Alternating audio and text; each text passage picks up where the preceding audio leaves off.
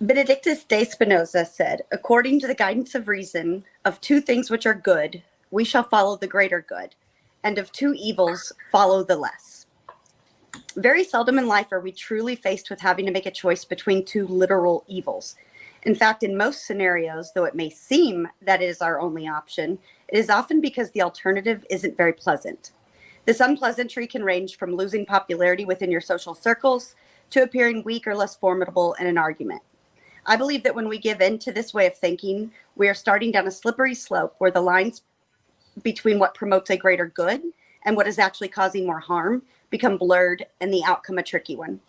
Many red pill content creators advocate for behavior and an ideology that is directly and inherently considered by most to be counterproductive in promoting healthy dynamics between the sexes, i.e., the high value man.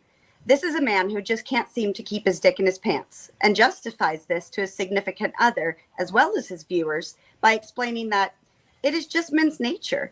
And the reason that the average man does not typically behave in this way is because he simply does not have the opportunity to do so.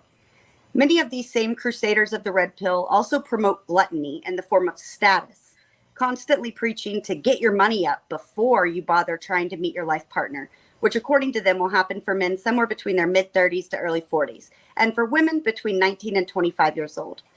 What do they encourage young men to do in the meantime while they're waiting for their cash to stack up? Why, gain experience with women, of course. How else will you learn to be a successful partner if you don't? Makes sense, right? One would think that they would suggest you do this by dating or befriending a handful of women with similar interests for an extended period of time, but that is not the case.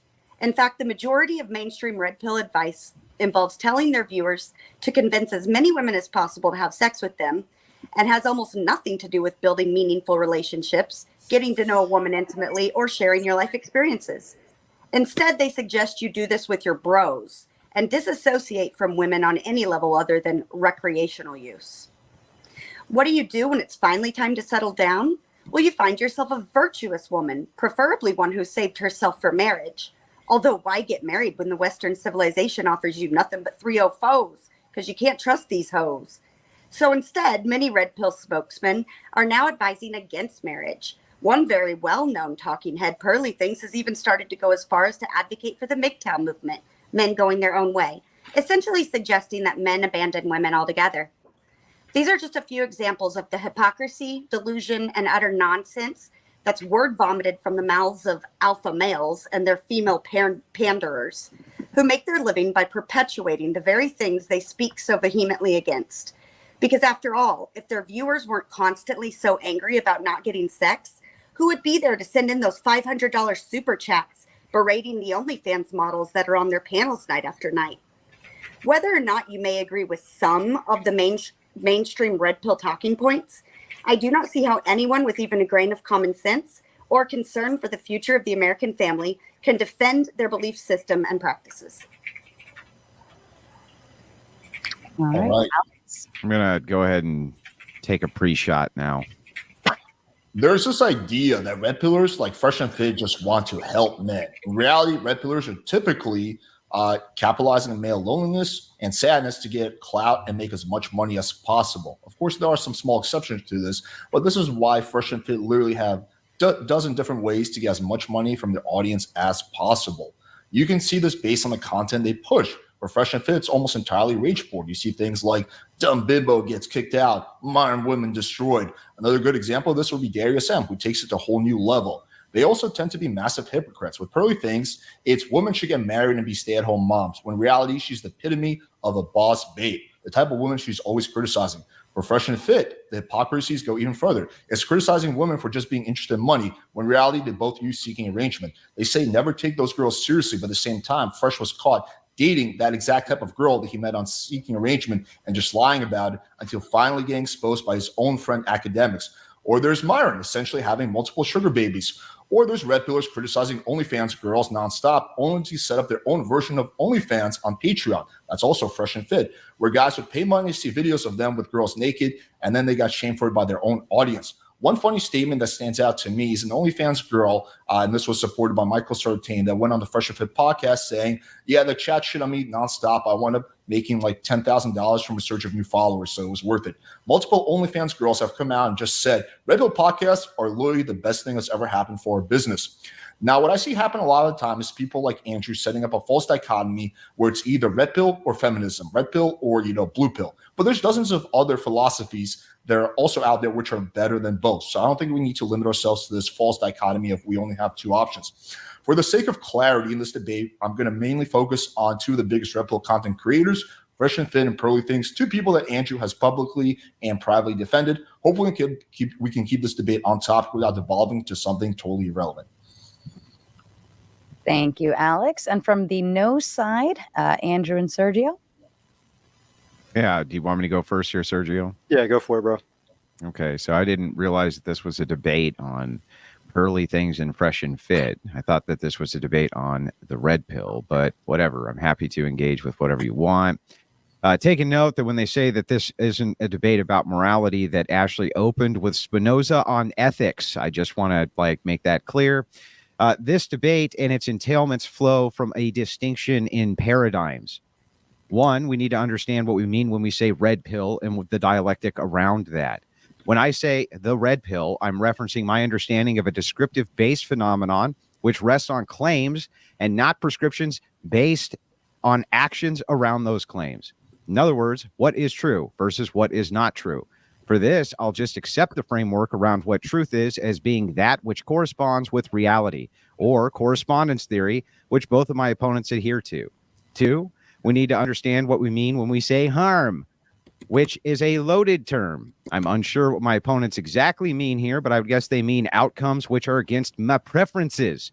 They can clarify if they want to, but essentially, when they say harm, they mean bad. Three, my view of good and bad is based around the idea of theosis, coming closer to God and walking a pathway of God. That is what is good. Therefore, all good things are godly things. My idea of bad is things which move a person away from God. Though seemingly simplistic, it's actually a complex system, which is broadly referred to as Christian ethics. Such ethics, even secularists and non-believers follow, and I believe this is why they come to absurd conclusions about things like incest, Alex, and necrophilia, and other such nonsense, which they are against, but can't tell you why, if we remove the principle of direct harm to an individual. So for the purpose of time to lay this out, one, the red pill is a series of descriptors that do not promote actors, just data about nature and trends. Two, harm reduction is fucking stupid, and I don't care about it as it becomes meaningless the closer we follow it, and it isn't easily quantifiable. Three, and this is key, my opponents, both of them, look to sociological studies in order to make inductions. However, not only are sociological studies notoriously unreliable, but the truth is very few people actually read them. They just read the bullet points and the conclusions. The key here is that even if we extract data from a sociological study, it doesn't give us any idea on how we should necessarily act with that data. That's key because what both want to do is extrapolate from basic sociology what is or isn't harmful and then make prescriptions on that limited data or information, what is or isn't true, and then what you should or shouldn't do. It's absurd to me that people operate this way, but they do operate this way. Befriending, by the way, some critiques immediately. Befriending women or getting experience with women isn't an entailment of having sex with them, Ashley. Also, many red pill spokesmen, they claim, but then only name two popular ones, Pearl Davis and Myron Gaines, which is not what this debate is about. Whatever their preferences are, it's about the red pill. Also, Alex says, typically, Fresh and Fit uses half-naked chicks as clickbait on their video. Alex uses fun clickbait on video all the time. Typically, also, none of this means anything to me. What I want to know is what the distinction is between the red pill and whatever your ethical system it is that you're promoting the red pill from. And I want to know specifically what your criticisms are of the red pill itself, not what actors who might utilize the red pill are. And with that, I'll yield over to Sergio. Thank you. Good job, bro. So yeah, I'll start off with first off, of course, most of the leaders probably aren't that good in the red pill. Ashley, me and you have had lots of talks about this.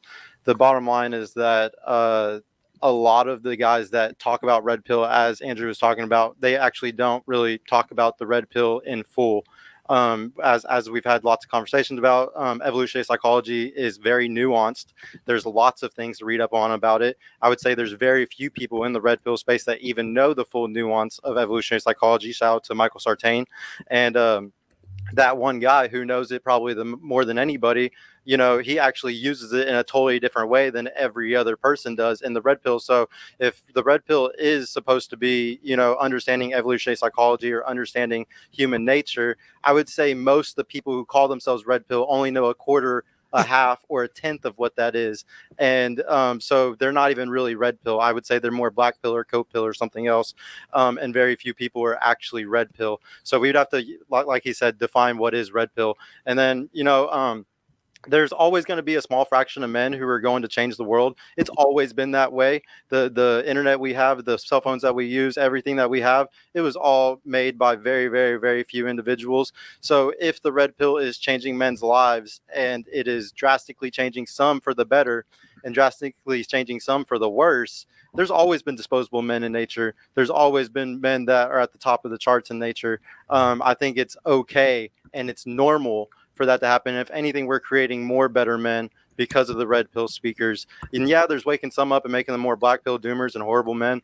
But at the end of the day, the people saving the world are those very few small percentage at the top that are really making the big differences. I'm pretty sure the percentage of people that the American Revolution was started by was an extremely low amount of people.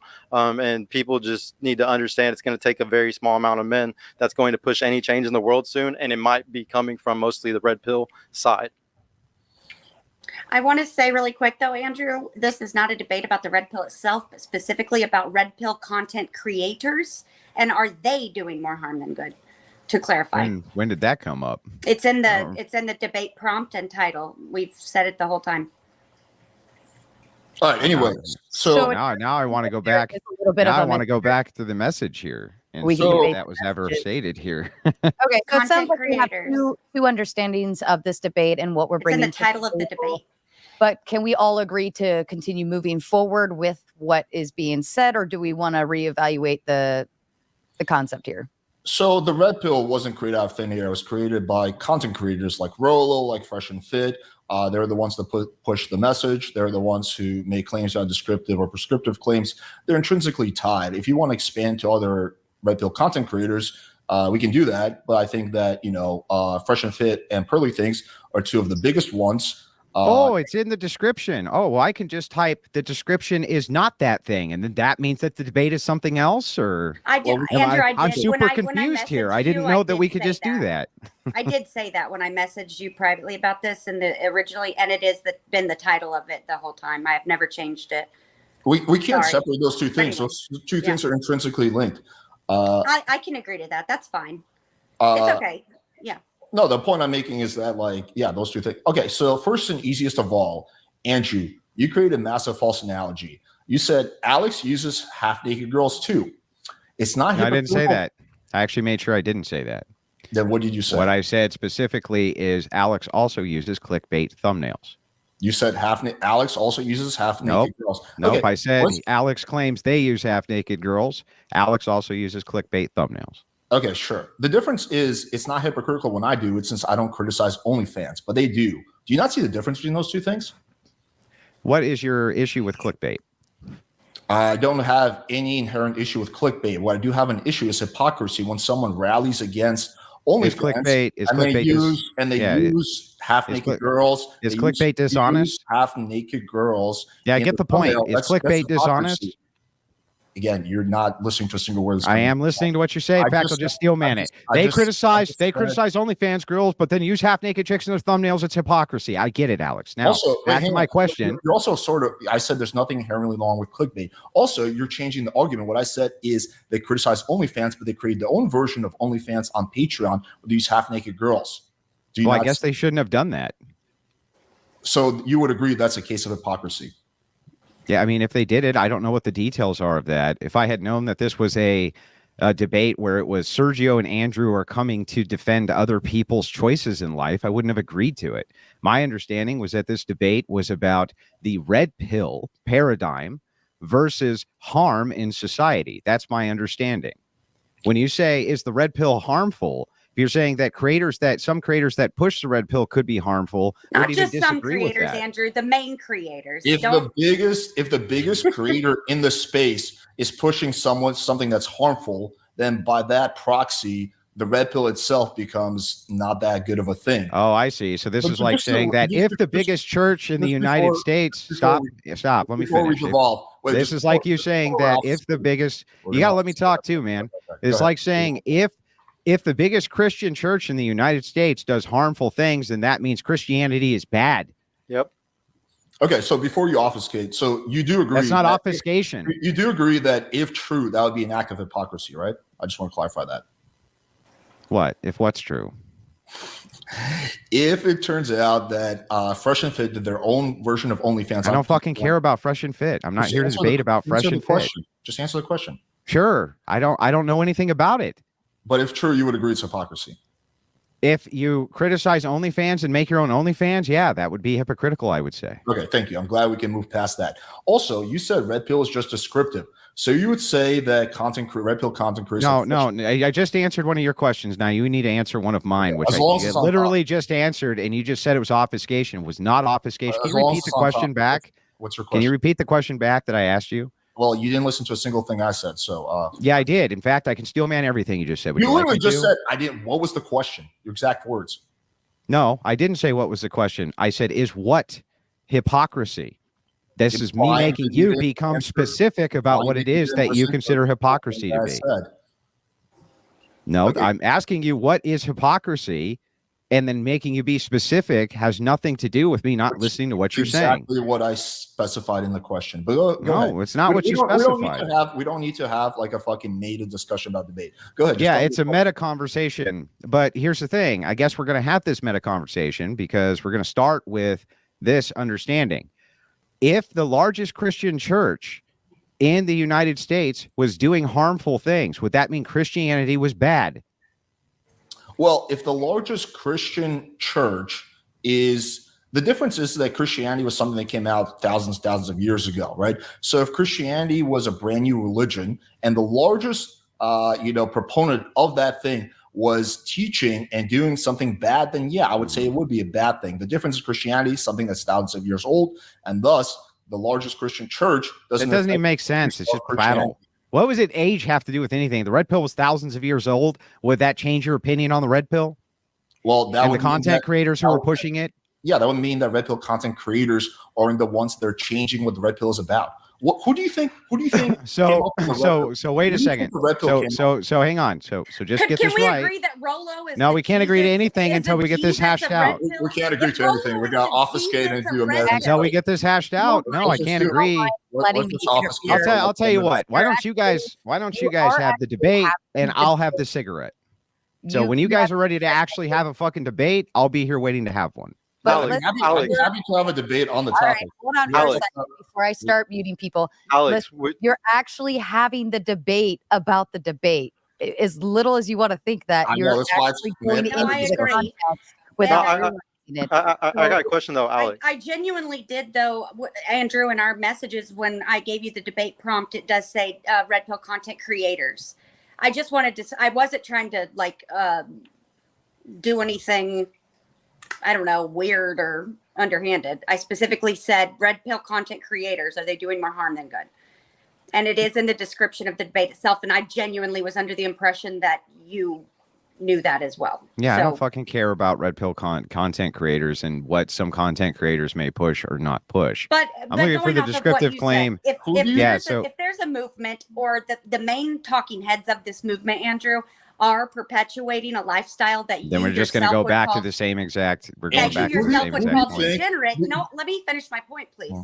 Andrew, you yourself then have tweeted before defending those very content creators, essentially saying that they're the lesser of another evil. I don't understand the thinking behind that, personally. Well, I don't even believe that that's true, personally. Okay, would you like me to read your tweet to you? Yeah. All right, stand by.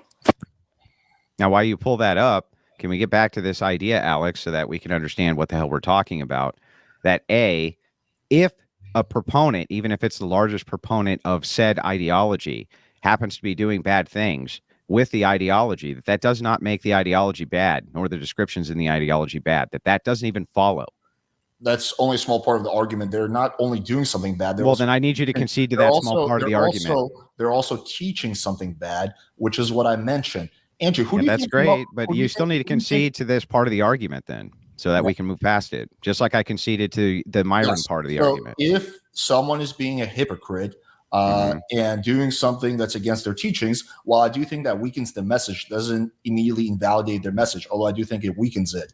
The point I was trying to make in my opening statement was about how the red pill content creators don't even believe in the shit that they're teaching. That was part of the argument I was making. So I want to, now that I've answered your question, who do you think came up with the red pill? Because it's totally relevant. You're saying that, oh, well, I'm not here to talk about content creators. I'm just here to talk about the red pill. And you're basically making it seem like those two things are completely separate. So who do you think came up with the red pill, in your opinion? They are separate. Doesn't matter to me who came up with what I consider just to be descriptive claims about objective reality. Who came up with these descriptive claims? I don't care. Why does it matter? I mean, they weren't straight out somebody's ass, Alex. I don't know, and I don't care. Who cares? Why would that have any bearing on anything? How is that an obfuscation? I don't fucking care. I can't be any less obfuscating than to say I don't fucking care because it's irrelevant. Yeah, that's not obfuscation. Okay, that's like you asking me any question saying, well, I'm not going to answer because I don't care. I don't care about it. That's just like a lame debate tactic you have. It's not a debate tactic. It's irrelevant. How is it irrelevant? Because all I care about is what the descriptive claims are, not what people do. So listen, if you have an information packet, you said that so far the Christians hang on. We'll get to you in a second. Hang on, stop that the red for a pill second. is the only solution that's actually being like. Oh yeah, I know. We'll get to that in a second. Let us finish our thing here. Let us finish this. Okay, so if I have a data packet, Alex, if I hand you a data packet that has tons of information, there's you and 3 other people who are there. Okay. You don't know where the data came from. You have no idea. You just found a packet of fucking data on the ground. And you walk over to 3 guys and you hand it to the first guy, right? And he takes the data packet and he goes, I'm going to teach men how to fuck women with this. And so he goes and he does that. The second guy takes the data packet and says, well, I'm going to teach men how to, make more money with this. So he goes and he does that. And then the third guy takes it and goes, wow, I'm going to use this for self-improvement and just to kind of understand the ontological natures of things. And then he goes and does that. Why would it matter who came up with the data? 1, and then 2, if you utilize that data, doesn't it seem like it's choice-based how people use information? And what data are you even talking about, Andrew? Yeah, so what that's irrelevant. It's irrelevant. No, just answer the fucking question. You're saying that the red pill itself is basically. I feel like it's impossible for you to answer a fucking simple question, even though I've answered all of yours. Andrew, I understand what you're saying. Real quick, so I'm going to ask you again. The message is more important than who it is. I'll tell you what. Yeah, you get 3. Right? Ask me whatever you want. I'm just going to give you direct yes or no questions, but then I get the same shit. Go ahead, Alex. The message 3 itself is more important than the person delivering it. No, give me 3. Give me 3 questions. Okay, so first of all, I'd be happy to answer all your questions. I just want to point the irony of saying that I've answered all your questions while literally your response to my last question was, I don't care. I'm not going to answer. That's an answer to the question. I said it's irrelevant. That was the answer. Okay, that's what counts as an answer. Okay, got it. So to answer your question. Yeah, saying something's irrelevant is an answer to a question, Alex. Yeah, okay. That's what's considered answering a question in a debate. That's what people think of when you say answer a question, just saying. Yeah, that's exactly what they think. Irrelevant. I don't want to answer it. It's irrelevant to the topic of the debate. Yeah, unless you can tell me how it is. Relevant. It's not relevant. Except the problem with your analogy is that we know who all this information came from. Why does that matter? Quotes. It makes a massive difference. Why? Because how are you going to separate the person that came up with the information from the actual whole community? I see. Great argument. That's like saying this. The community. What a genius fucking argument this is from Alex. Okay. In the pickup community, if there was, I don't know, like 50% of pickup artists saying that you should have sex if 50% of pickup artists were saying something that was absolutely fucking repugnant that you totally disagree with, which is probably the case anyway, would you just then say, well, listen, we can't talk about the pickup content creators. I just want to talk about, the actual pickup community. The pickup community is directly tied to the pickup artists out there, just like the Red Pill community is directly tied to the Red Pill content creators. If you want to just focus on the Red Pill message, we can do that. But to try to separate those as two things that being totally different is just beyond absurd. I do Okay, Alex. Sergio's hang on. You had one earlier, but yeah, go Let's say a guy has plans for how you build bridges, okay? But that guy also sexually assaults women on the side. That's a really bad guy.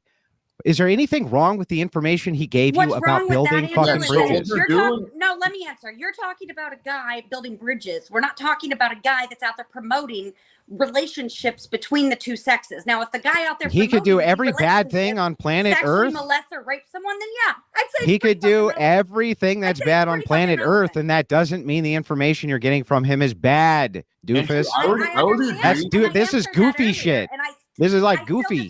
I don't think that you should be taking advice on interpersonal or intersexual relationships on somebody who essentially is spreading a very toxic, bad message about. What if everything? So, Ashley, what if everything this person says about interpersonal relationships is true and then doesn't follow it? It isn't true, though. But what if it was?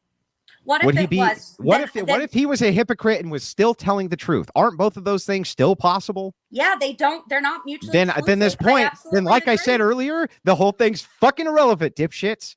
No, I don't think it is irrelevant, Andrew. I think that it's very relevant. It's a false analogy. I think another red pill talking point about how men should rack up a body count and do all these things that I mentioned in my opening statement that are in and of itself definitionally degenerate.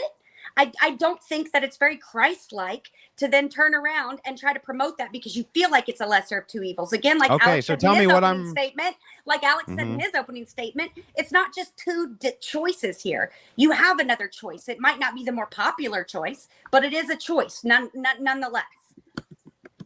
Okay, so what's the argument here that I'm supposed to be contending with? That red pill in and of itself and the red pill content creators, the message that they're spreading is directly resulting in the decline of the very things that a lot of people who say they support it, like the tradcon lifestyle, or talking about the nuclear family, or talking about masculinity and femininity, that it's the Ouroboros, it's the never-ending circle of causing a problem and then saying you have a solution for it. Can you just give me a specific argument? Like what? What do you want exactly? I've said many different things. Yeah, I know. Okay, so don't say many things. Just give me one. I'll give you another one, Andrew. Keep up. So how about the guy promoting guys to get their body count up, right? Yeah, you shouldn't do that. That's awful. Yeah, then how is that not doing more harm than good? Well, that wouldn't be something that I would recommend that you do. Thank you. I appreciate it. What did I concede to? That it's doing more harm than good. That is that the red pill is, or that some creator is. That red pill in and of itself. Oh no, I didn't say anything about the red pill in and of itself doing anything. I specifically said that this is a red pill talking point. Well, that's nice that you said that. I'm glad you said that, but that doesn't mean nothing. I'm glad that you said that. Men gaining sexual experience and believing that they do have the right to enjoy many sexual partners and that's okay inherently in and of itself. Mm-hmm. You don't think that that's doing more harm than good? Yeah, I don't think that's a good message. That's a red pill talking point. Well, I think that there's some creators. Rolo preaches on this himself. I think that there's some creators who might push that, and I would disagree with it. But I don't think that has anything to do with the actual data which is involved in the red pill. It has nothing to do with it. Okay, let's go back. I think we're gonna have to do it like this. Andrew, what do you believe? What do you think is the actual core tenets of the red pill? I think we need to start with this. Well, so let me go back to my opening statement.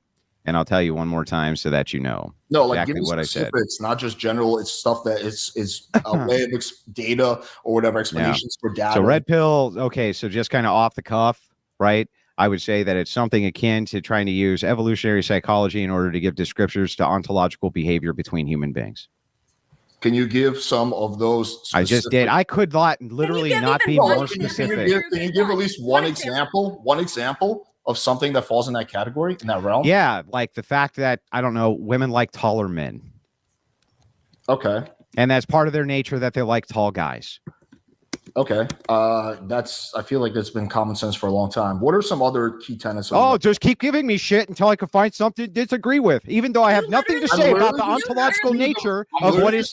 Andrew, this is like the typical Andrew. I'm going to office spade, not answer any question that doesn't support my point. I'm literally just asking you. You were making the statement that, like, hey, let's not talk about red pill content creators. Let's talk about the red pill. Okay. What do you think is the red pill message? What do you think the red pill believes? You said one thing so far: women like taller men. What taller men? Okay, that's all you can give me. It's literally the whole red pill is just about women like taller men. Okay, no one disagrees. Hang on, I lost audio, guys. Okay, here we go. Let's give Sergio a chance to ask his question. I literally lost audio. I have no idea what the fuck is going on. Hold on for a second. Let's give Andrew a second to get his audio back. Poor Sergio. Let him get sorted through. Andrew, let me know whenever you've got it set. I don't want to let everybody keep going if he's not set back up.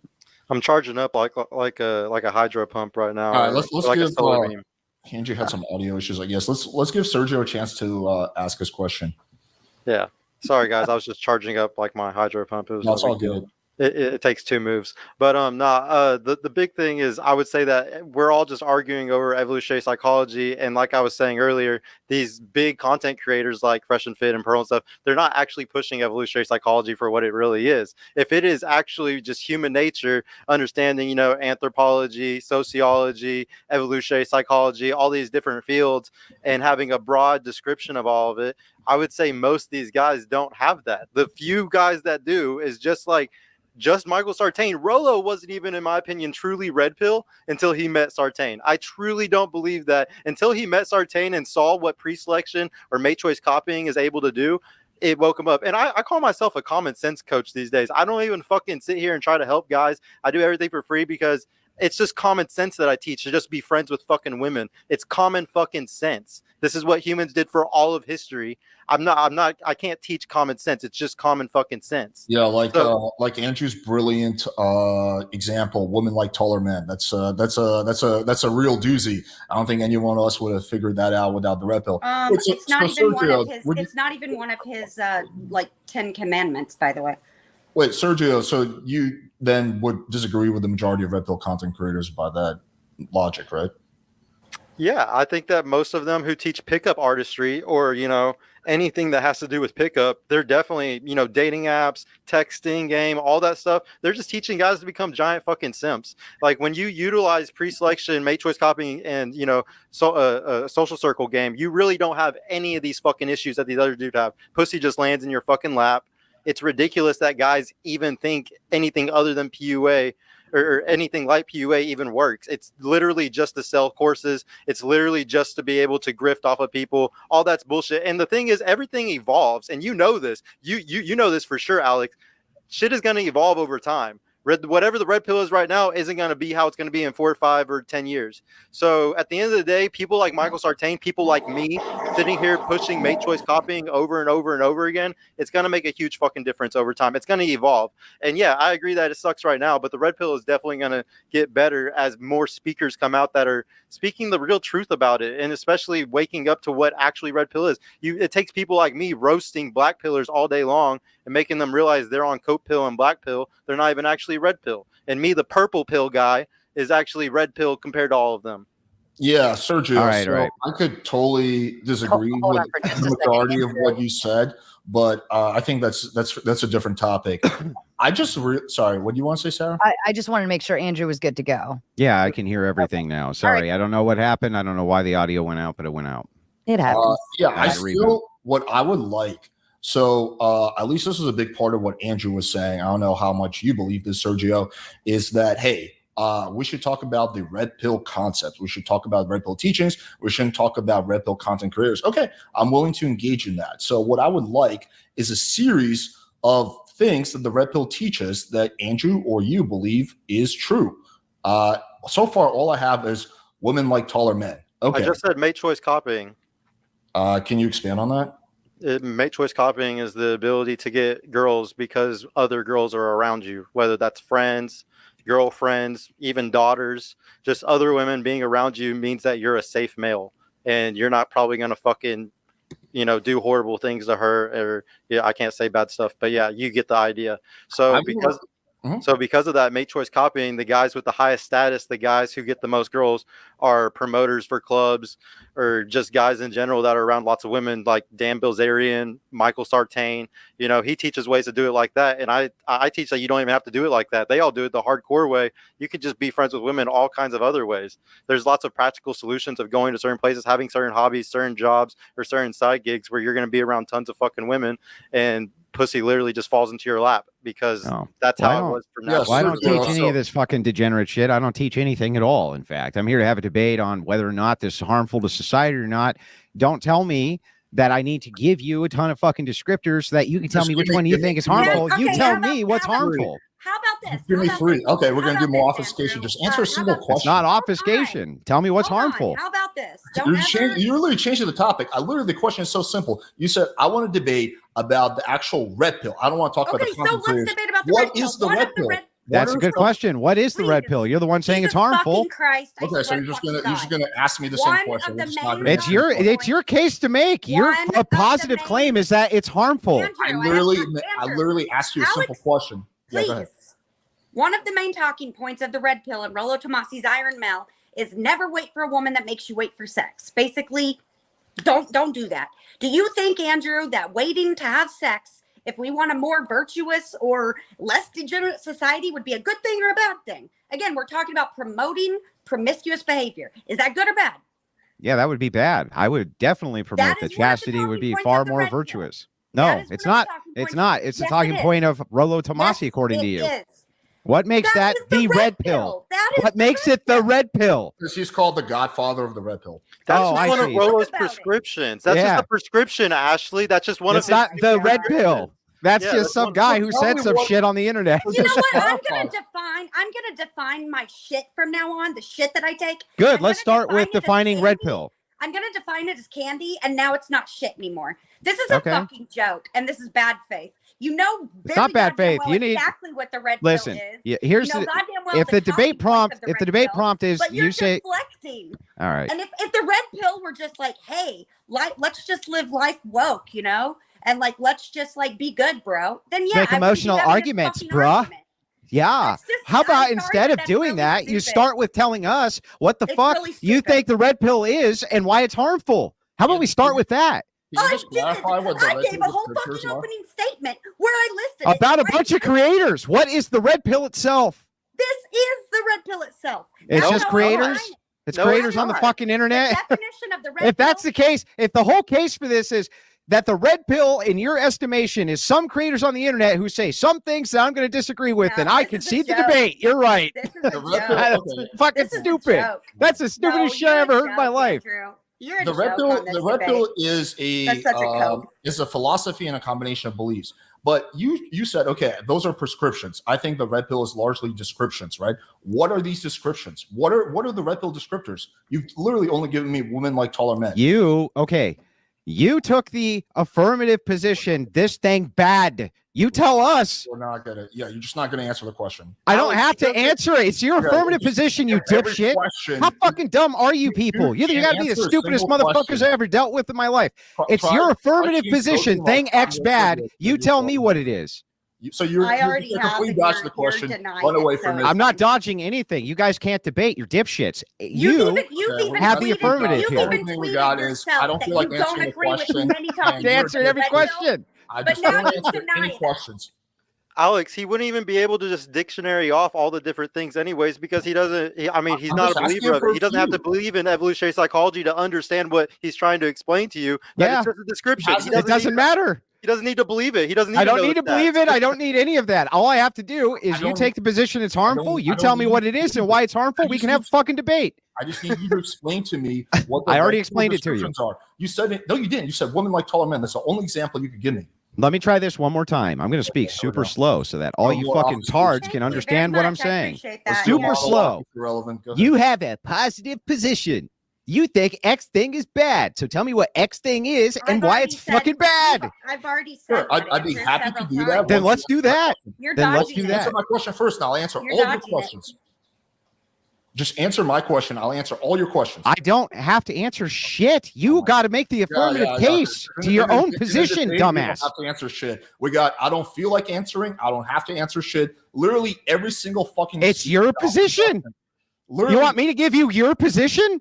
No. You're How fucking dumb are you? Give me your position, stupid. Ladies and gentlemen, this is the epitome of bad faith. Andrew's This is bad faith. It's your fucking position. And dodges, almost like a feminist, if you think about it. Almost like I just can't even do it. Literally can't answer a single question. Tell me your position so I can give you my position. Your opening statement was literally the red pill is a series of descriptors, not prescriptors. What are these descriptors? I don't need to know what they are. It doesn't even matter. Why do you not get this? So you think these descriptors are not harmful, but you don't know what they are? I didn't say they were harmful. You never said. That's the prompt. That's the proposition. The whole proposition is you think that no, they're not harmful. That you're defending. Well, if we're going to have a debate, then you could demonstrate they're harmful, and I'd have to concede, right? Yeah, this is. Yeah, that already well, then you have the happened fucking debate. I will do that the second you answer my question. Okay, what's the question? Go on a 10-minute monologue. I'll answer all your questions. Sure, what's the question? Simple question. Yeah. Yeah. Oh, Alex, you're not paying attention to me. The question I've asked like 25 million times, which you don't feel like answering or whatever, is what exactly are these red pill descriptors that you believe to be true? It doesn't matter. Why don't you get it? Sarah, can we force him to answer the question? He's been dodging and dodging. That is the answer to the question, you dummy. I just don't get why you don't get it. That's a good answer. Like, hey, it doesn't matter. I'm going to say that these descriptors are accurate, but I don't know what they are. What if one of the descriptors is that you should help with? Let me try this. Let me try this a different way, Andrew, maybe. What if one of these descriptors is you should fuck 12-year-old boys? Mm-hmm. Is that not possible because evolutionary psychology then I would say that that's immoral and you shouldn't do that. Okay, but what None of them say what to do. If all the descriptors are things you disagree with? So I think can we that's like, great. Hang on. You just got it. The fucking light bulb went off above your head. It is possible that all the descriptors are things that I disagree with. You're here to demonstrate that by giving me the descriptors and tell me why they're harmful, dipshit. You're the one in your opening statement that said the red pill is accurate descriptors of essentially, nature, right? No, I just said it's a sequence of descriptors. Okay, fine. Very important modification. Sequence. Yeah, very important. How do you know? It is a very important distinction. How do you know it's descriptive of nature if you don't know what it is? Because that's what they're claiming it is. So if I'm claiming that, I don't know, I'm fucking Penelope Cruz, it's true because that's what I'm claiming. Well, no, Alex, you see what we could do? We could have a debate about the claim. So are you going to make a claim about what the red pill is and then tell me why it's fucking harmful? As soon as you answer the question. I already answered it 50 times. I can't even answer it anymore. All you've said is, I don't feel like it. I don't care. It's irrelevant. You've done every single possible mental Alex, let's say we were having simple question. Let's say we were having a debate about whether or not evolution is true. Do I need to know anything about evolution to have that debate with you if you're claiming it's true? If you think evolution is, so you would be arguing that I think that, anyway, it doesn't matter. If you're thinking that evolution is false, yeah, you would need to have some idea of what. Nope, that's not the debate prompt. The debate prompt isn't whether or not evolution is false. It's about whether or not evolution is true. The debate prompt here is about if the red pill is harmful. Stop talking. Let me finish. Harmful. No, let me finish. No, okay, you're not going to. Hold on. Andrew Spurg harder. Andrew wasn't taught. Let him finish, actually. I haven't gotten to fucking finish. Hold Sarah. on. Let Andrew finish his thought. Let Andrew finish for the 20th time, Sarah.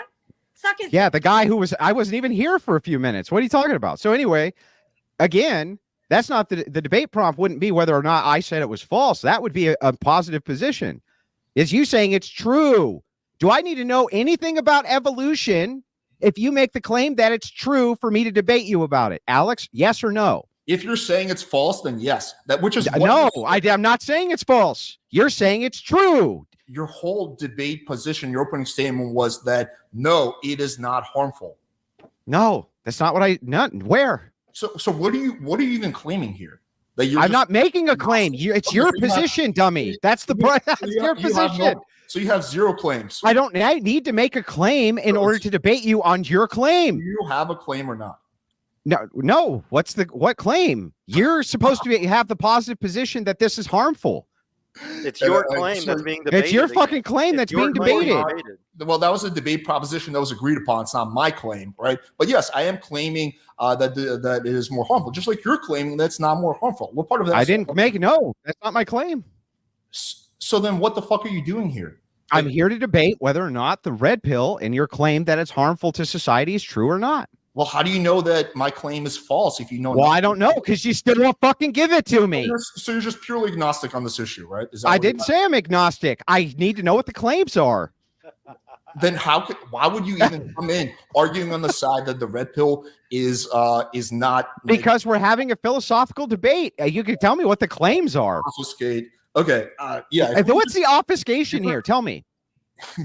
Is that like I've been as specific as a person can possibly be? Dude, you've been doing the most insane mental gymnastics to avoid answering this question. I've seen you do this before. What are you talking about? A whole new level tonight. Literally every single question is like, I don't feel like answering it. I can't. It's because you don't understand what a positive claim is, bro. I truly understand what a positive claim is, but I promise you, what you don't understand is that when in a debate, well, then do I have to have a claim when you make a positive claim? The red pill. Well, so far Ashley's given you a few claims, and you've disagreed with each one of them. So that's far, right. The problem is, here's the problem with this: is that I give you some claims, and you're going to say, "Well, yeah, but that's just some red pill content creator. That's not the red pill as a whole." I guess you're going to have to bring good arguments for your claim, then, Alex. But you're just going to say, "Oh, that's just the red pill content creator." Well, I guess you're going to have to be able to beat me in a debate when you make your claim, then, Alex. What the red pill is? I don't need to. It's not my claim. You're the one who needs to define it, Alex. You're the one who has to do it. You made the claim. The red pill is a series of beliefs and a philosophy. I can tell you what some of these. I don't think it's a series of beliefs and a philosophy. I've talked to tons of red pill people, and what I know it's just understanding human nature. It's just a bunch of studies to understand it more. It's not it's just a description. It's not a prescription at all. Well, first of all, pretty much every single red pillar makes much more prescriptors than do descriptors. But okay, I'll engage in what you're saying. So let's start off with this one. Would you agree this is an accurate, red pill descriptor that nowadays 10% of men are having 90% of the sex? I don't think I've never seen that as a description in red pill. That is literally one of those popular red pill descriptors. No, I think that's something that some creators pull out of their ass as like a rage bait, clickbait thing. But I don't think that's actually something that's said. So this is exact search. You're doing exactly what it's not reference. Show me one reference of somebody doing that. I say it's the problem back the other way. I can show you when you say most or you say a monolith. I think it's a you problem. I'm sorry that you can't be more specific in your arguments. Can I do something that kind of really back on track for a second, Alex? Go ahead. I can't debate. I've been here this whole time waiting for a debate to start. Hold on just a second, Andrew, for me, please. Thank you. Dodging every question under the sun. So what I'm seeing is the debate has not just like really turned into the debate that everybody was anticipating. Andrew was coming to debate the red pill, and Ashley's side was coming to debate the idea of red pill content creators. But it looks to me like the debate has actually turned into the idea of whether or not content creators are like the representatives of the red pill directly and kind of pushing that out. So Sarah, we've moved on from that. Like, I'm willing to engage with what Andrew's saying. I'm willing just to talk about the red pill. I'm putting the red pill content creators aside. Seems like it was a misunderstanding. But what I need to do, here's the problem. I have a whole bunch of things that I'm going to say red pill says this and it's false, right? But what Andrew's going to do, and Sergio's already done it, Andrew did it earlier when what Ashley said is like, oh, but that's just a red pill content creator. That's not the actual red pill. So what I need to understand before we go down these claims, which he's just going to say like, oh, that's just a content creator, is what does he think the red pill is? What are these descriptive claims that he thinks are accurate? This is fucking hilarious. One more time. Determined to answering this question. No, so I'm going to be determined to tell you this one more time so that you understand.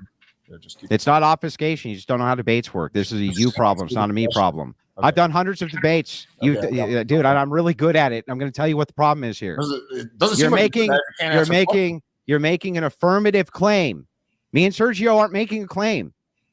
Sergio's not making any claims, to be fair. There's no claim. Sergio's actually giving me a little bit more. Stop talking so I can finish so that you understand what's going on. The proposition is the red pill harmful to society? Okay, you're making a claim. We're not making a claim. We're here to see if it's harmful to society or not. So you need to define. Stop talking. Let me finish. So you need to define what the red pill is. You need to define. It's not rambling. I can't even make it more specific than. How can I dumb this down more for you? Nope. What can I do to dumb this down more for you? Another useless tangent. Yep, we're gonna ramble on. Yeah, there's no rambling. I'm telling you. You make it a positive claim, make the fucking claim, and we'll have a debate. I've already given you my definition of the red pill. I also have okay. Ashley's already outlined. Here's the problem. Ashley's already outlined what are some examples of red pill beliefs, and what you've done and what Sergio's done is literally just say, "Oh, but that's a red pill content creator. That's not the red pill." Well, you haven't demonstrated that that's a red pill belief. You've demonstrated a content creator said that. Where do you find your definition of red pill belief? Where do you find your definition of the red pill? Doesn't matter what my definition is. It matters what yours is. Definition? I think it's very relevant. You not get this. I don't get it. You can't make this up with Andrew. Where did you find your definition? No, you can't. I mean, you're making a claim. Back up your fucking claim. I mean, I think I am, and I have given many examples. There's a guy that literally you have on your show who calls himself the godfather of the red pill that you sit there and you engage in these conversations and topics with, but you can't engage in them with us. Yeah, he could come on the show and say, he could come on the show and he could say he's the second coming. That wouldn't make it true. But you engage with that in your show when you talk to him. And yeah, that just true. Like I'm engaging with you who I disagree with right now on my show. You yourself have said that you believe the red pill has many bad negative talking points on your own Twitter feed. But you said basically, essentially, that you feel like it's the lesser of two evils. If you think that that's true, then explain what it is that's bad about it. First, let's read the tweet. I tried to earlier, and you. Yeah, but you were trying to interject while we were already arguing. Now you want to get into this. Let's get into it. I started to. You said that you don't think Pearl is inherently bad. That you think that some of the red pill talking points aren't very good, and you said that you don't think right now that the Christians have a better solution to what's going on right now with society. Yeah, with a specific question, right? No, in defense of Myron Gaines and Pearl, and you yourself specifically read the tweet. Said, what? No, I'm telling you, I'm looking at it right now. Then you read it. Myron Gaines, and you read said, it. What? I don't need you to paraphrase. Just read it. Can I finish? You can read it. Andrew, you said Myron's promoting what? Banging 50 chicks and then settling down. You're saying that essentially that's better because it's giving men and women, or at least men, from my context of what I'm getting from that post. And I even called you out for it. And I said, I think it's pretty shitty to sit there and basically defend Myron because you think it's just not as bad as the alternative. So I don't know why you're pretending like you don't know what we're talking about. Are you going to read the tweet now? Silly. It's very silly. Are you going to read the tweet ever? Or are you just going to continue to paraphrase what the tweet says? Just read the tweet. No, read it. Just did. Read the actual fucking tweet. I have about 6 of them. How about this? I'll just text them to Sarah and let her read them. Even better. Okay. So while she does that, I guess let me just take a step back. What would make something applicable to the red pill itself and not the content creator in your mind, Andrew? And please don't say, I don't want to answer this question. Okay. One more time. I'm going to try this again. One more. I'm going to try. Yep, he's not okay. Yep. Yeah. No, I mean, I'm giving you the most direct answer that I possibly can. Go ahead. Let's hear it. What I think of the red pill or any red pill descriptors are totally irrelevant to the claim of whether or not you think the red pill, and however you define it, is harmful to this society. It's on you to make those claims and prove them to me. I don't need to know anything about it for you to have to be still the one with the burden of proof to prove it to me that it's harmful and then describe for me what it is. Then we can check your fucking claims. It's not hard. Well, first of all, we need to make sure we're talking about the same thing. So yeah, I agree. So let's what start is with the that. actual red pill? Good question. You tell us. And then we'll see if you tell us. I've already answered this question 3 times, but you just can't answer. What is it? He just literally just refuses to answer every single question as he chain smokes his cigarettes. Like, all right. So while Andrew is chain smoking and not answering, it's on you, bro. I'm sorry. Like literally can't answer a single I need you to have a position for me to tell you my position about the thing I'm supposed to have a position about. I'm not the one that's running. Boys, you are literally running in circles around the same argument. So I'm going to go ahead and interrupt you and read these. Andrew, this is from your Twitter feed. The first one says, Pearl isn't an evil person. I've met you both. This is getting carried away. Pearl's frustrated. Okay, so let's stop there. Okay, right there. All right. Do you guys think Pearl's an evil person? Yes. Okay, so I guess we'll have to start there, right? No, she's a thought you said content you wanna creator. avoid Why would we content start creators. there? Well, because you said you had an issue with the tweet. We haven't even heard the fucking tweet yet, Andrew. Yeah, but I mean, we could just go point by point, right? I do 30 not minutes ago, you said you I wanna- do not think that Pearl is I think that she's a very bad, negative, possibly evil influence on men and women and dating and the manosphere and all the content creators, blah, blah, blah, blah. Yeah, I do think so. I think she's bad. I asked you if I she's think, an she, evil. I think Why she are we does more even- harm than good.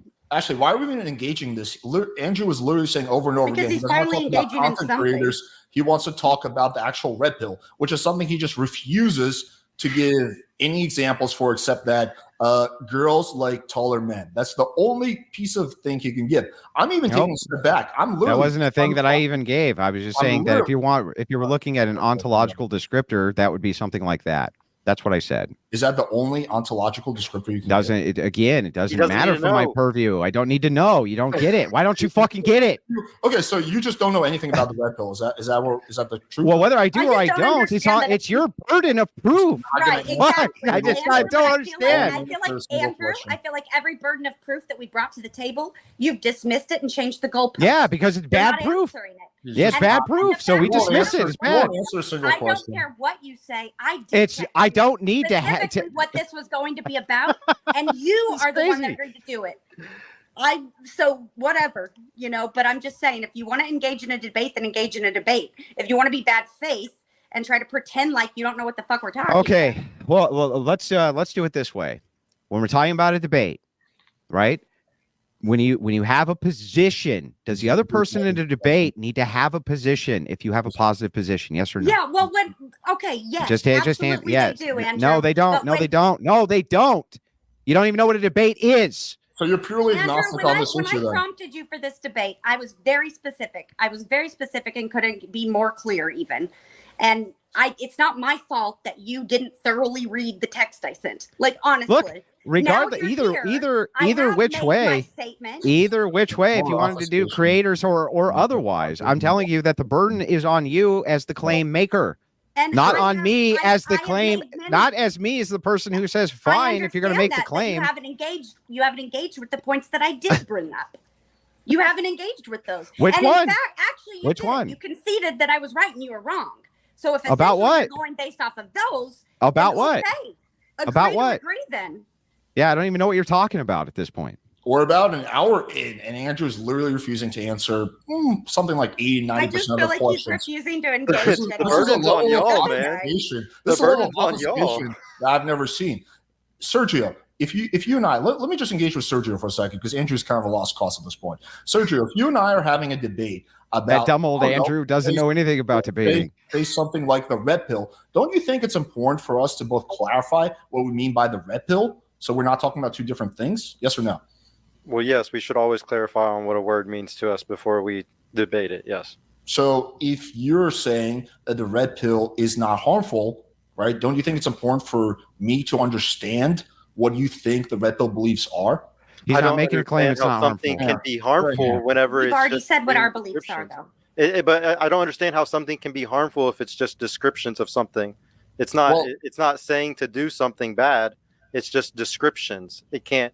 How can you say that's harmful to Well, someone? if the descriptors are false, right, then that All right, great. No, Which I mean- descriptors are false? So I'd be happy to get into that. Let me engage Let's with do that. Well, I know you would like to obfuscate, change the topic. I know you would like to. Now do it's that. obfuscation. You literally just said that's what you just said. Okay, so I will actually answer your questions. Let me engage with Sergio for a second. Now I'll answer your question. Go ahead, Sergio. No. What's your question? Okay, the question is that if you and I are having debate about the red pill, you said that, well, how can descriptors be harmful, right? Well, if descriptors are false, for example, if the descriptor is something like, I don't know, women, 95% of women are fucking over men stealing their money, well, that could lead to very negative consequences, right? So descriptors, if they're false, could lead to a very negative outcome. So, but These descriptions are not telling people to do anything.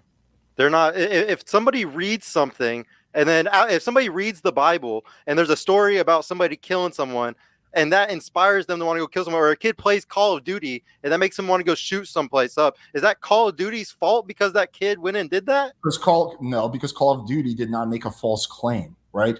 There's a difference. Because it's not actually telling somebody to go do anything. Same as evolutionary psychology, same as anything that is considered what the red pill is, sociology, anthropology, any of those studies. It's not telling anybody to do something. So it can't be, you can't accuse it of being harmful. Okay, do you think if Biden makes a claim saying that, I don't know, that every single Muslim is a terrorist and is going to kill you and your family, don't you think that would lead to negative consequences? That's so irrelevant. Well, wait a second. We got more off. Just let me engage with Sergio. You've talked a lot. No, that's okay. irrelevant. Go ahead. It doesn't make sense.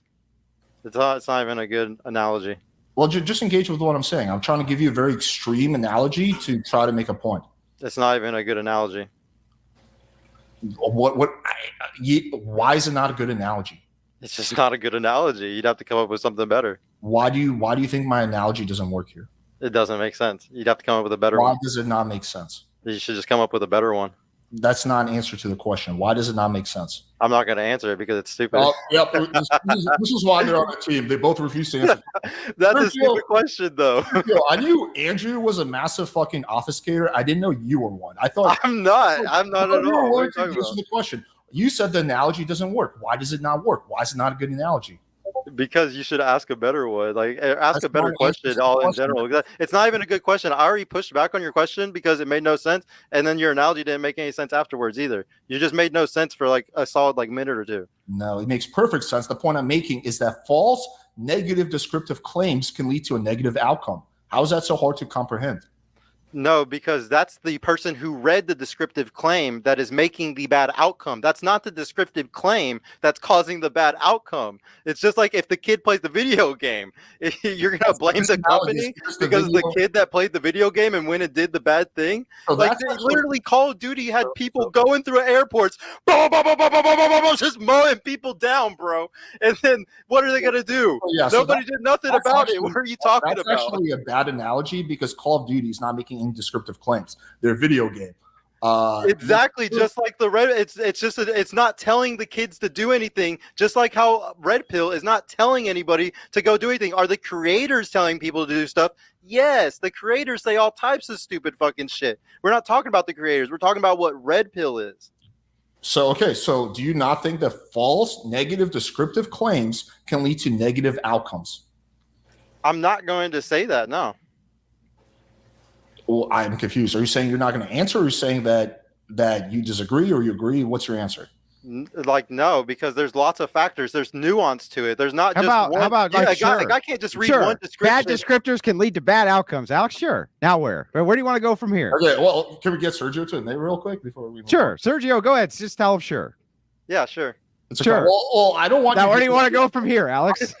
Monkey fucking sense that bad descriptors can lead to poor outcomes. What I'm going back to is it seems like Sergio's sort of gritting his teeth, admitting it. So if going back to what Sergio said before that, because there's multiple threads going here, is that it's just descriptive claims, right? So it can't be harmful. Well, yes. According to what you just said, if the descriptive claims are negative and false, then they can lead to bad outcomes. But if you want to change the debate proposition to is a red pill true or false, I'm willing to engage in that. But yes, false negative descriptive claims, just like you admitted, I don't know if you're serious or not, can lead to negative consequences. I don't know what about that is so hard. You're completely unwilling to engage in any analogies I'm giving you and keep going back to Call of Duty, which again is completely disanalogous since Call of Duty is a video game. It's not any set of descriptive claims. I'm just letting you know that it doesn't matter at the end of the day. It really doesn't matter. Because it's not trying to tell people what to. There's too much nuance, bro. Is there one thing that causes a kid to go do something stupid? Not what I'm saying. No. I'm saying anybody that listens to Red Pill, okay? Anybody that listens to evolutionary psychology and then they go sleep around or something stupid. Is it Red Pill that made them go do that, or is it 100 other things that happened in their fucking life that made them go do that on top of fucking Red Pill? You can't blame for somebody going and doing something bad or something bad happening on just the red pill. It's so stupid. You're ignoring all nuance. No one's saying that. Again, no one's saying that. Completely strawmanning me right now. Okay, I'll give you another analogy. Okay, let's say that the red pill was giving this descriptive claim that there's no such thing as STDs. Your chance of getting STD is 0%, and that if you have sex without condom, you have unprotected sex, the chance of getting STD is 0%. If that was the case, would you not agree that would be harmful because it will lead to negative consequences? Hold on. Everything in evolutionary psychology, nobody says, once again, that you follow any of this stuff as a prescription, because you know why? Because it's quantitative, it's qualitative data. Of course, it can be flawed. It's not going to be perfect. Sometimes they use 50 people for some study. Sometimes they use 4,000. None of it's going to be perfect. You don't sit there and follow it as something that you do with your life as a prescription. It's a description. Like, you still keep trying to make it into a prescription when it's not. You're just pointing at the creators. I'm not even talking about the creators. Just engage in my analogy. I did. So what, you didn't answer at all. You just went on a tangent about something completely unrelated. There's multiple factors, blah. Everyone knows that. Everyone agrees with that. Would that, in that situation, if that was a descriptive claim, would that lead to negative or would that lead to harmful consequences? If that was okay. Sure. If this was a descriptive claim, that would be totally harmful, Alex. Okay, there we go. I think Andrew's actually I'm tapping Andrew in. Okay, go ahead. Well, let me. Where do you want to go from here, Alex? Well, what I would like to do is, since you are not willing to do this, I would like to get Sergio to explain to me. Now I want to. Okay. What the fuck? What are some of the key red pill? What's it called? Descriptive claims. That's for you to make, not for him to make. Just let him answer the question. He doesn't have to answer the question because it's not his claims to make. It's yours. What are you, his mom? Just let him fucking answer the question by himself. Yes. Are we on a team? Do you know what a team is? So okay. So you're just gonna fight? You're just gonna answer the question for him? I'm sorry, I just stayed out of the whole thing for a good while there. Then I just chimed in and said it's still your claim, bro. I've heard your ridiculous attempts at obfuscating. Okay, I want to see what Sergio's gonna say. No, I tapped him in, bro. He's tapped. Why don't you tell me, define it? Because he keeps saying it. Can you define for me what obfuscation means? Because now I'm confused as to what it means. Totally relevant to the debate. Yeah, 100%. Well, you keep saying it. It must be. So what is it? What does obfuscation mean? I thought my definition of things didn't matter. I don't know what the definition. It doesn't matter. It doesn't matter, Andrew. Now who's being bad faith, Alex? Okay. Oh, that's kind of what bad faith is. Got it. Okay. It sure sounds like it's bad faith to me. I'm just telling you how a debate works, bro. So refusing to answer a definitional question. Well, you're the one that's making the positive claim. What's the positive claim I'm making? That I don't know what obfuscation is. You're the one. No, I didn't say you didn't know what obfuscation is. I asked you if you'd define it for me. Well, I don't need to define it for you. Oh, I mean, I guess, but that actually does seem a little bit bad faith. They keep using it, but won't tell me what it means. Andrew, you're right. That would be bad faith if I was actually. That would be bad faith of you. Yes. The answer to the question. I was trying to prove a basic point to you, but it seems like it's. What's the basic point you're trying to prove? Oh my god, that not answering a question repeatedly is bad faith, and is not when the burden of proof relies on you. It's not my listen. But it's not for me. It's not for me to give you your position so that you can argue against me your own position. That's insanity. Just give us your fucking position and give us what it is that you're trying to say is harmful, and then we can actually have a fucking debate. Let me explain to you what my position is. I thought I did that pretty thoroughly in the opening statement. So my position is that the red pill is more harmful than it is. What is the red pill? I've already outlined this. I'll do it one more time. The red pill is a series of beliefs and philosophies, or it's a philosophy with a series of beliefs, right? Okay, so what are those beliefs? Okay. So let me answer that question. So, for example, one of those beliefs is that nowadays 10% of men are having 90% of the sex. Another one that women. Okay, let's stop with claim one. This is claim one. So can you tell me where there is some red pill tablet which states this? Or is it creators who are stating this? So then what separates, that goes back to my question, what separates who created the red pill? Content creators? That's your burden. Oh, not you, not my burden. I said who it was. You can't answer you don't want to badmouth. There's no, I don't have to, listen, why don't you understand this? It's your claim. Well, I need to your claim, because this is exactly what I predicted, which is that when I make a claim, he's going to say, well, that's just a content creator. That's not the red pill, which is why it's important. You have to make the delineation for me, not me for you. Okay, you're just not going to engage at all, which is why it's important to clarify what Andrew thinks, what he believes, or the red pill descriptive. It's not things. important. Also, it's important. It's important for you to demonstrate why that's true, not for me to demonstrate why it isn't. How could I possibly do that if every time I make a point, you're just going to say, oh, that's a red pill content creator, that's not the red pill? I guess you would have to have something called an argument. Can you specify? Well, there's no way I could do that if you obviously. Yeah, no, there is a way for you to do it. You would just have to do it. Wait, just answer this very simple question. No, well, give me the position. You don't even. Oh my god, what would make something a red pill actual, like a red pill belief, rather than something a red pill content creator says? That's for you to make the delineation for, not me. Oh my fucking god. I don't need to give you your position. Yeah, unless I don't know how we're gonna do this, unless like Andrew's actually forced to answer questions, because the dude has literally been running away and dodging every. I have answered every question. You just don't understand. All I'm saying is, bro, it's like not my responsibility to answer that question, and I don't really have the answer. It's like, okay, here's the whole debate. You ready? Yeah, let me paraphrase the whole debate. You ready? Andrew, what's your position? Alex. That's what it sounds like to me.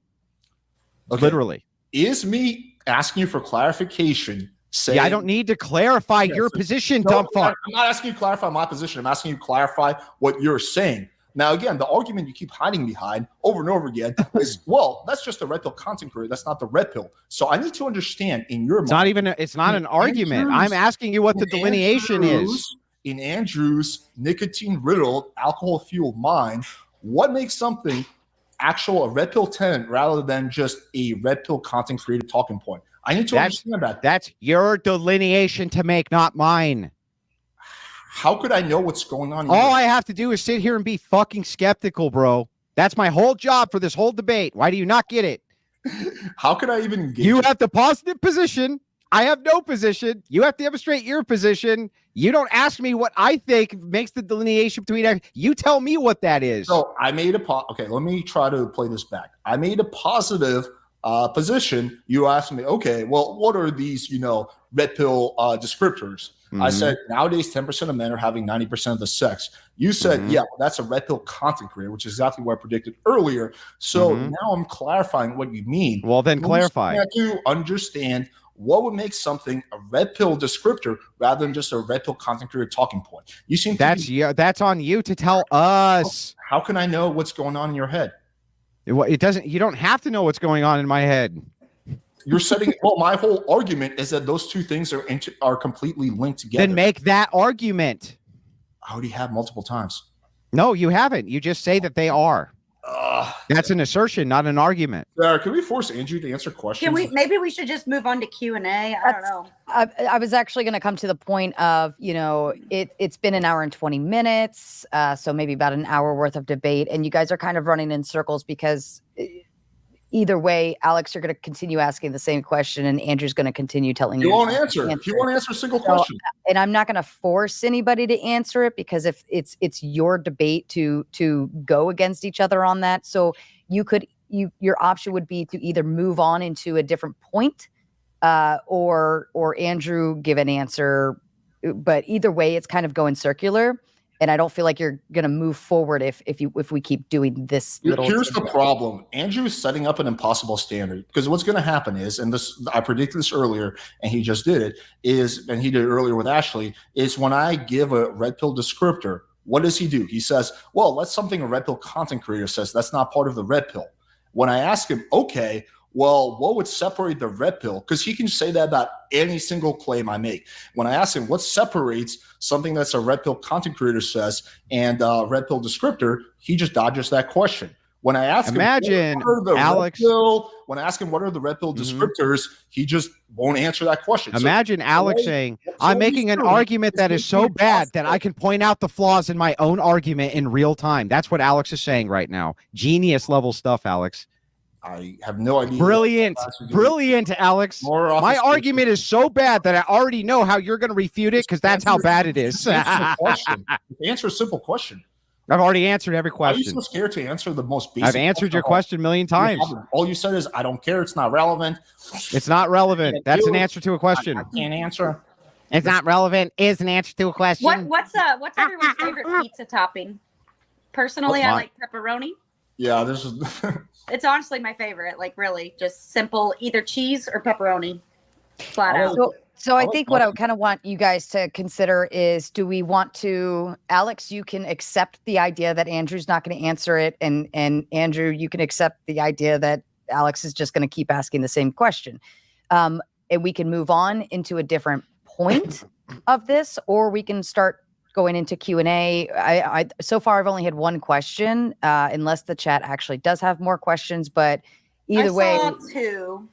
Yeah, so that's the issue is I can move on. I'll be happy. So next point is women are becoming more promiscuous, right? That's a big red pill talking point. What Andrew's going to do is say, oh, that's just something a content creator says that's not part of the red pill. I'm going to say, okay, what exactly is part of the red pill? What's pointing out flaws in your own argument again already. He's going to say that, oh, well, it's not for me. I'm not going to answer that question, blah, blah, blah. So, yeah, we can't really have a debate when someone just absolutely refuses to engage at all. You can't have a debate when you don't understand what a debate is. That's true.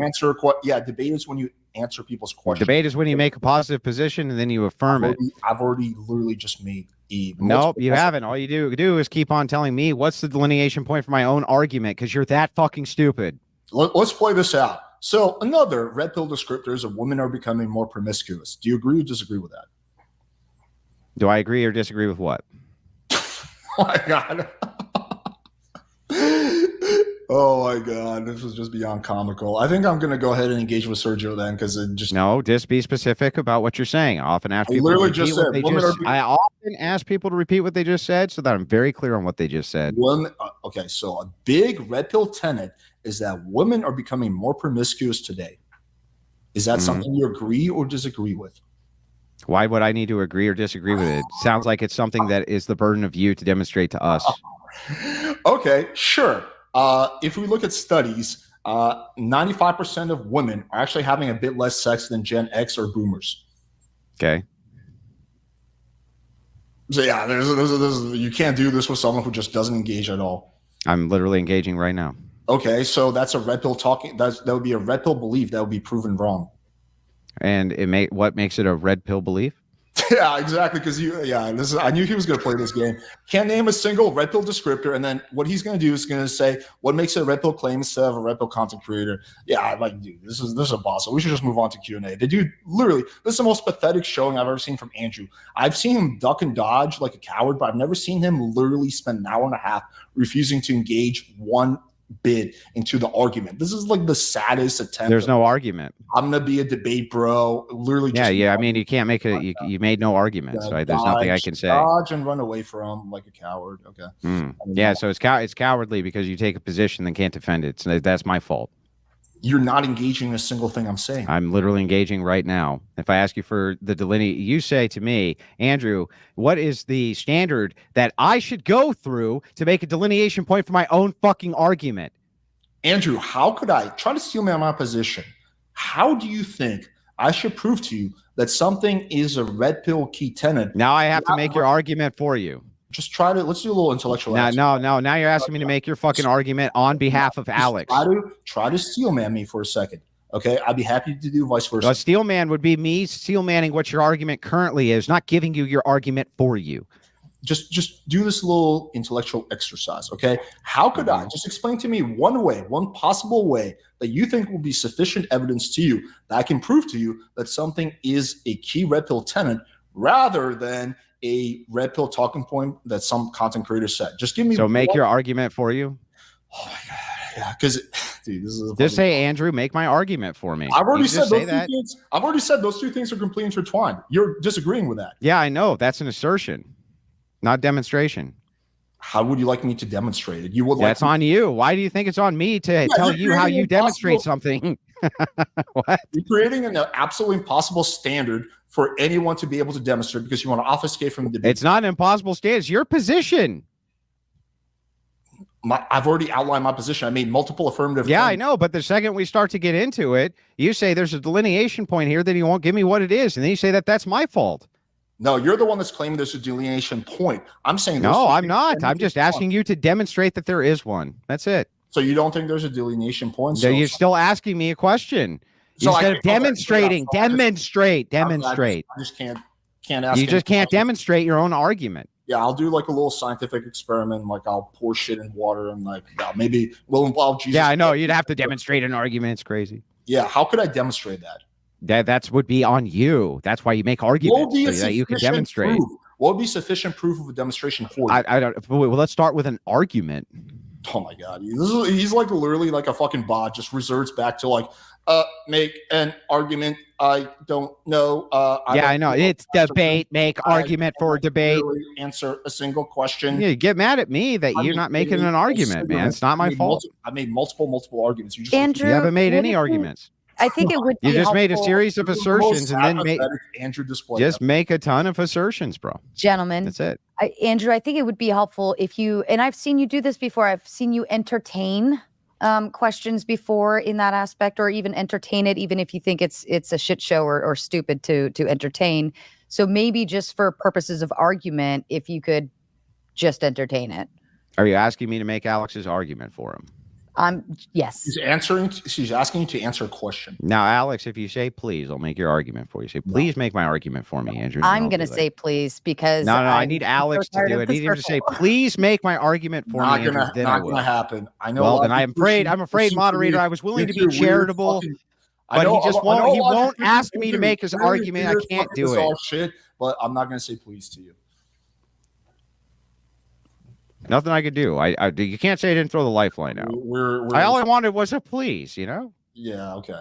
We're at a stand. So we're about an hour and a half in. We made, I would say, close to zero progress. We made a little progress with Sergio, made zero progress with Andrew. Dude literally just runs away and dodges every question. Let's just engage with Sergio, because literally Andrew's like a bot at this point. I don't want to answer. The burden of proof is on you. So let's just engage with Sergio. So Sergio, what do you think are some of the okay, so let me start off with this. Sergio, what would make something a red pill descriptor rather than something a red pill content creator said?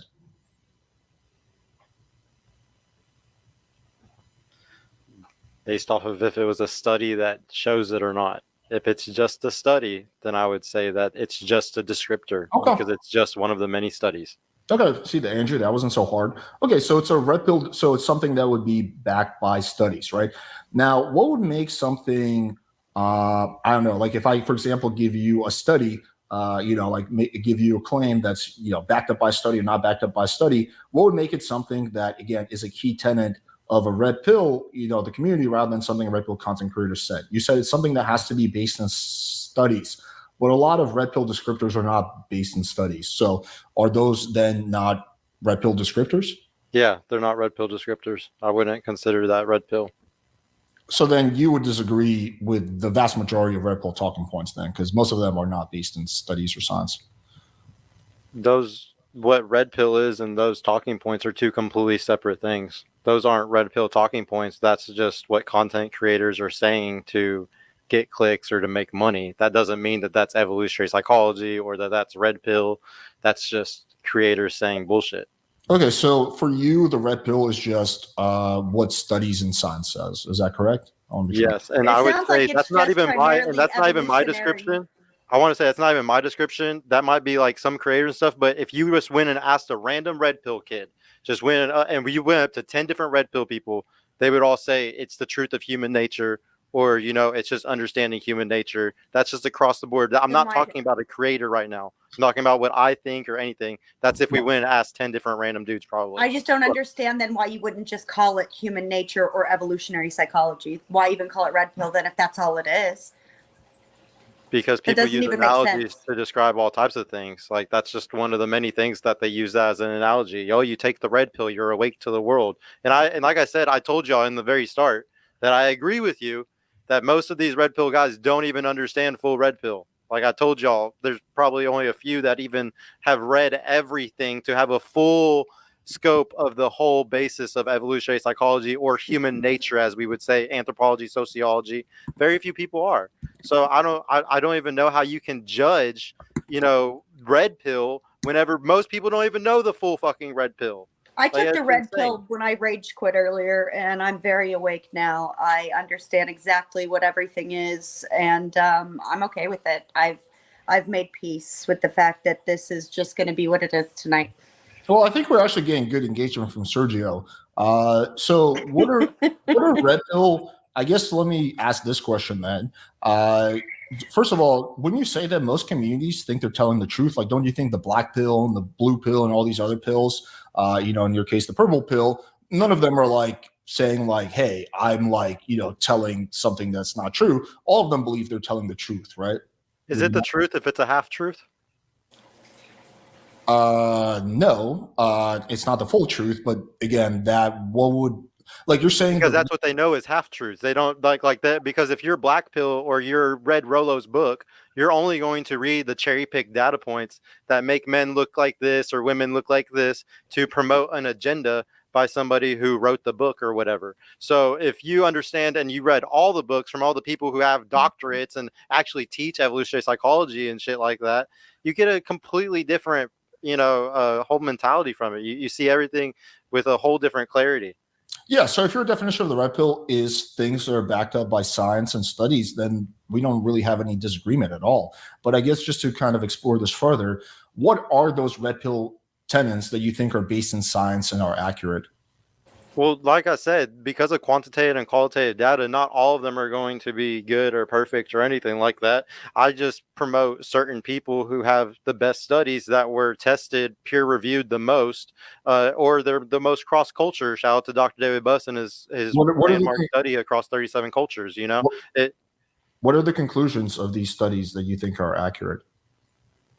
Like I brought up my favorite one, the one that I only usually bring up, because I don't think any other study even fucking matters sometimes when all you know about this one, and that's mate choice copying. And it's very it's very prevalent, it's very relevant, it's very much the only description you need to know about to understand what's the best thing to do for your life.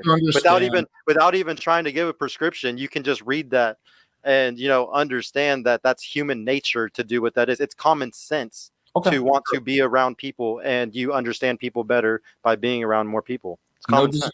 No disagreement there. So you would then say the only red pill tenet is mate choice copying? I'm saying that's the most relevant and prevalent one. But for the most part, there's a lot of them. Yeah. What are some other ones that you think are based in studies and science? I mean, I'm not going to sit there and just go through all of them. Just tell me like 2 or 3. Okay. Women like a guy with a good shoulder to waist ratio. Okay. Women like a guy with okay. Name me a few more, please. I mean, men like a woman with a hip to waist a good hip to waist ratio. Women like, okay, so essentially men like women with a good hip to waist ratio. Okay.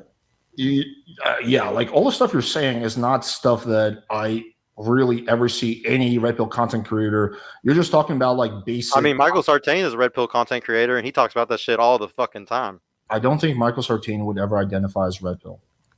Actually, he does. He did it in my debate with Rolo. That's on Rolo's channel. He said that he was red pill on that. Okay, because I've heard him say the opposite, but I'll just grant you that. Yeah, so far I actually agree with Michael Sartain on the majority of shit. But so far the stuff you're saying is like just like stuff that has been people have known for like hundreds. Isn't it funny though that the people none of the stuff that you seem to agree the most with, the ones you agree the most with, happen to not be the red pill creators by your estimation, right? What? Okay, he's back to muting himself. Anyway, so yeah, like all this. Well, I mean, you don't want to talk to me, right? You're just no. I'd be happy to talk to you if you answer a single question. Well, I mean, even though we're literally the one, it's your position. I'm supposed to answer your questions. No, you're supposed. Yes, you're supposed to answer my question. That's correct. Answer my question. Well, you got to give me a position. I've given you my position. What is? No, you haven't given me your position. I asked a single question about your position. You say, "What is your position?" So I can answer your question. That's what's going on, Alex. No, the just so you know, I've actually answered pretty much every single one of your questions. No, what's the delineation between the red pill and a red pill content creator, Alex? I don't think. Oh, I'll answer that as soon as you answer it for me, Andrew. Go ahead, Alex. Tell us. I don't think there's a significant delineation. Why? Because I think those two things are very much intertwined. The red pill was created by red pill content creators. Okay, which ones created it? It's a combination. I mean, it would be Rolo. It would be people like Fresh and Fit really propagated it. Whatever podcast really propagated it. Pearly Things really propagated. I think a lot of the stuff comes from Rolo. Yeah, generally speaking. So the red pill was not around before these people. The red pill is a pretty new phenomenon. Unless you define red pill as just being scientific studies, That's how you define it, Alex. I define it as a set of beliefs that are well adopted by the community, the red pill community. So I've given you some of those. Nowadays, 10% of men. If there was no Christians on planet Earth, would we still be able to delineate what the beliefs of Christians were? Well, if there's no such thing as a Christian, then no, that's not what I said. What I said was if there's no Christians left on planet Earth, could we right now still delineate what a Christian was? Right, because Christianity is already created. But if there was no such thing as Jesus Christ, then do you think Christianity would exist? Well, then we would have to go to the origin source, and you tell us, what was the origin source of the red pill? Just answer the question. If there was no, if Jesus now, Christ, why it's not for me to answer your fucking questions for your argument. Look, it's your argument. I'm trying to get your fucking argument. Just answer one question. What's the question, Alex? What's the question? If Jesus Christ was never existed, he was never born, then would we know what Christianity is? No. Now back to my question. Okay. So then are you saying that Rolo is the Jesus Christ of the red pill? By that logic, if the people are you saying that Rolo is the Jesus Christ of the red pill? I'm making an analogy to the founder. Well, then your analogy is stupid. It makes no sense. Who was the originator? I said that earlier. I definitely said that. We just got more. No, now you're gonna run away again. I've literally answered your question like 3 No, you really haven't answered my question. So, and as soon as we start entangling in it, you just run as fast as you can. You said, dude. Yeah. Let's if Rolo is Jesus, then who's God of the red pill? Good question. You want to answer that? You guys want to take a shot at that, or? I would think, what's his name? Kevin Samuels. He would probably be God of the red pill, right? So most of the red pill points come from Rolo, right? So he's the guy that really, I would. When everybody says red pill, that's exactly who they think of. Yeah. Exactly, I know. Yeah, he's the one that really, I think, created a lot of these tenets, right? So Rolo is the Jesus Christ in this analogy. Do I think he's Jesus Christ? No, but then again, I didn't say you thought he was Jesus Christ. Do you think Rolo is Jesus Christ? That's literally the words that came out of your mouth. But anyway, so no. What are the actual words that came out of my mouth? Oh my God, more obfuscation. That's not obfuscation. You don't even know what fucking obfuscation means. Pure obfuscation. Well, it's not up for me to answer that question. It's your point. That's right. That's not obfuscation. That's debate. It's your point. Learn how to fucking do it. I know that you debate with a bunch of weaklings all the time, but Alex, in this debate, you got absolutely fucking crushed because you don't know your own position. Andrew, you're the biggest weakling I've ever debated because all you do is dodge. At least the other weaklings. All I do is engage. To answer the question. I think there's nothing more precise. Yeah, because Alex's entire debate, your entire debate strategy is, I have a position, you answer all my questions. That's insane. Answer like 20% of them. I've answered all your questions. Alex, it's not. Alex, don't you understand that your position is what's being questioned here, not mine? I now understand why Destiny no longer wants to debate Andrew and why. Oh, yeah, because he just rolls over on fucking tards like you. Me and Destiny don't actually really debate. Have a debate. Well, I mean, but you understand it, right? Well, I understand why it's so frustrating to debate someone that just refuses to answer. Yeah, because you don't know how to fucking debate. And dodges. Don't invite people who are expert debaters to debates when you don't know how to fucking debate. You look stupid. That's how it works. Dude, this is the most pathetic. Well, to be fair, I invited you here and I gave you a specific prompt and you're refusing. There's a reason there's 1.5 thousand people in my audience and 200 in yours because I'm really fucking good at this and you're not. Congratulations, Andrew. Yes, the bandwagon fallacy. Go ahead, make that point. Just literally tries to make the argument that I'm more popular than you, so therefore. Well, I mean, you want to talk shit. You want to bring in, you got blacklisted by Destiny. You started talking shit, talk shit back. That's the way it works. Yeah, you can talk shit. I have no problem with that. But what you're making is a bandwagon fallacy. Do you know what the bandwagon fallacy is, Andrew? No, what is it, Alex? You have no idea what it is? You're going to say no, tell me what it is. We're on Jesus Christ that you have no idea what it is. Well, wait a second, Alex. You just asked me. I gave you the answer. You can tell us what it is, right? Well, yeah, you said you have no idea what it is. Swear. Yeah, what is it? What is the bandwagon fallacy? Because I know you know what it is. Hey, Alex, let me ask you a question. Alex, can you tell me what a fallacy is without appealing to authority, which is a fallacy? Can you do that for me real quick, Alex? No, I'm not going to Oh, no, you can't do that, Alex? You can't tell me what a fallacy is without appealing to authority, Alex? Well, wait, hang on. If you don't have to answer any of my questions, you know what I'm going to do? I'm just like, I don't know. Tell me what it is. You're the one who made the claim. I didn't make the claim. You said I was engaging in a fallacy. I asked you which one. Andrew, You said you were going to tell me. I don't know what it is. Just tell me what it is. I don't know. So you make claims and then you say you don't know what the claims are that you made. Did I say I was engaging in a bandwagon fallacy, or did you? I just have no. You literally made the biggest bandwagon fallacy earlier, where you said, "Well, great. So what's a bandwagon fallacy?" Is the belief that because a lot of people believe in something or follow it, that it must be true. Well, let's find out.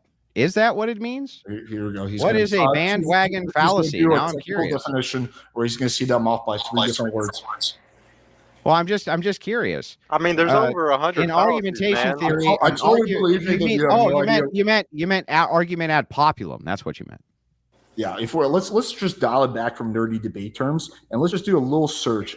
I love how we're going so off topic, but I guess that's what Andrew wants to do because he doesn't want to actually engage in the argument at hand. So let's just engage in this. No. I want you to one more time tell me how you can make an appeal to a fallacy without appealing to authority, which is a fallacy. Alex, can you do that for me real quick? In fact, why is a fallacy in debate, Alex? Why is a fallacy in debate important? Just be quiet for a second so I can answer your question. Literally, the first thing when we search bandwagon fallacy is the bandwagon fallacy is sometimes the appeal to common belief or appeal to masses because it's about getting people. The argument ad populum, yeah. Yeah, I mean, yeah. Like, I think 99% of the audience. Can you tell me why a fallacy is even bad? Oh my God, this is ridiculous. You don't know. Actually, oh my God, this is let's just have a meta discussion. Can you tell me why a fallacy was bad? Can you give me a fallacious argument? Tell me why a fallacy without appealing to authority, which is another fallacy. Can you tell me why that's even bad? Mr. Like, why is it even bad if I make fallacious arguments, Alex? Why would that even be bad? I'd be happy to answer that if you can explain to me how that's. Go ahead. The debate Go ahead, answer it. Just answer the question. How is it related? I just asked you one. I have to answer your question again for you to answer. I haven't answered a single one of my questions. All you've been doing is dodging and ducking. That's because it's been your position the entire time. I'm just demonstrating that you don't know how to fucking debate, and that's not my fault. The whole time you're talking shit about how I'm dodging and this and that because you don't know how to fucking debate. I asked you about a fallacy. Tell me why is making a fallacious argument bad? Like a little liberal. Why is making a fallacious argument even bad? So I have to answer all your questions, even though I've done that a bunch of times. You can't make a single. You can't answer anything. I've answered a whole bunch of your questions. I think if people go back, you don't answer anything. Okay. Yeah. Well, I'm going to answer the question. Making a fallacious argument is bad because it's poor logic. It's just a bad argument. You're making an argument off of like a poor foundation. Yeah, but why do we even need to make logical arguments? Why is that even important?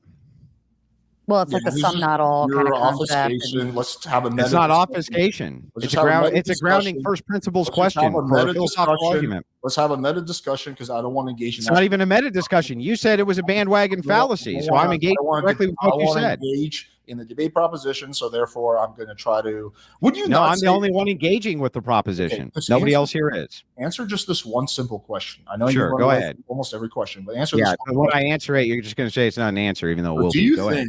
Do you believe that claiming, well, because 1,500 people watch me, then I am correct? My position, my argument, my whatever, my character is superior to yours. Would that not be an example of bandwagon fallacy in your mind? No, that was an example of me talking shit back after you were talking shit. Okay, so that was just unrelated. Just talking shit, yeah. Okay, all right, fair enough. We can. Yeah. So now back to this. Now that I've answered your question for you, can you tell me why a fallacy is even bad? Honestly. Yeah, because be honest. Can you even tell me why that's bad? Yeah. So I will answer the question. Let me quickly preface this. This is Andrew's attempt to try to use the fact. You want to answer the question? I'm literally about to do it. If you just you're just rambling. I will happily answer the question. If you go ahead. Put your cigarette. It's not going to help you. You're just going to Google as fast as you can. Okay. My hands are literally right here. So. Yeah. So first of all, I just want to quickly point this out. This is Andrew's attempt to try to prove that, hey, I know more about formal logic than you because I fucking researched the shit and you haven't, blah, blah, blah. To answer your question, why is a fallacy bad? It's because it's illogical. No, fallacies aren't illogical. Okay. Well, that was your question. I don't know Where did you come up with the idea that fallacies were illogical? And how is this relevant to the discussion at hand? No. Where did you come up with the idea that fallacies are illogical? How is this related to the debate? Where did you come up with the idea that fallacies are illogical? I answered your question. I answer one of mine. How is this related to the debate proposition? Because if you're going to do a debate with somebody, they ask you why a fallacy is bad, and you say because it's illogical and it's not illogical, then you deserve to be grilled on whether or not you're even qualified to have a fucking debate. How is this related? Once again, how is this related to the debate? I just explained to you how it's related. Now back to this. I'm going to ask you one more time.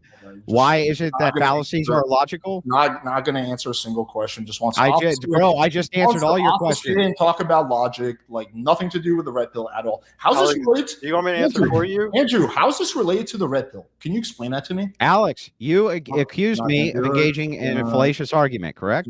Just gonna go down this formal logic. Did you not accuse me of engaging in a fallacious argument? For the sake of moving this forward, I will withdraw my accusation. I no longer feel like you are guilty of committing whatever the fuck you're saying. Mm-hmm. Now, can we go back to the initial debate proposition, or do you want to just keep going? Yeah, sure. We can go back to the initial debate proposition, but if we're doing a debate, which is what we're doing, and you have the positive position, the burden of proof is on you, not on me. Asking me a bunch of questions about your own position does not make you look good, and does not make me look bad.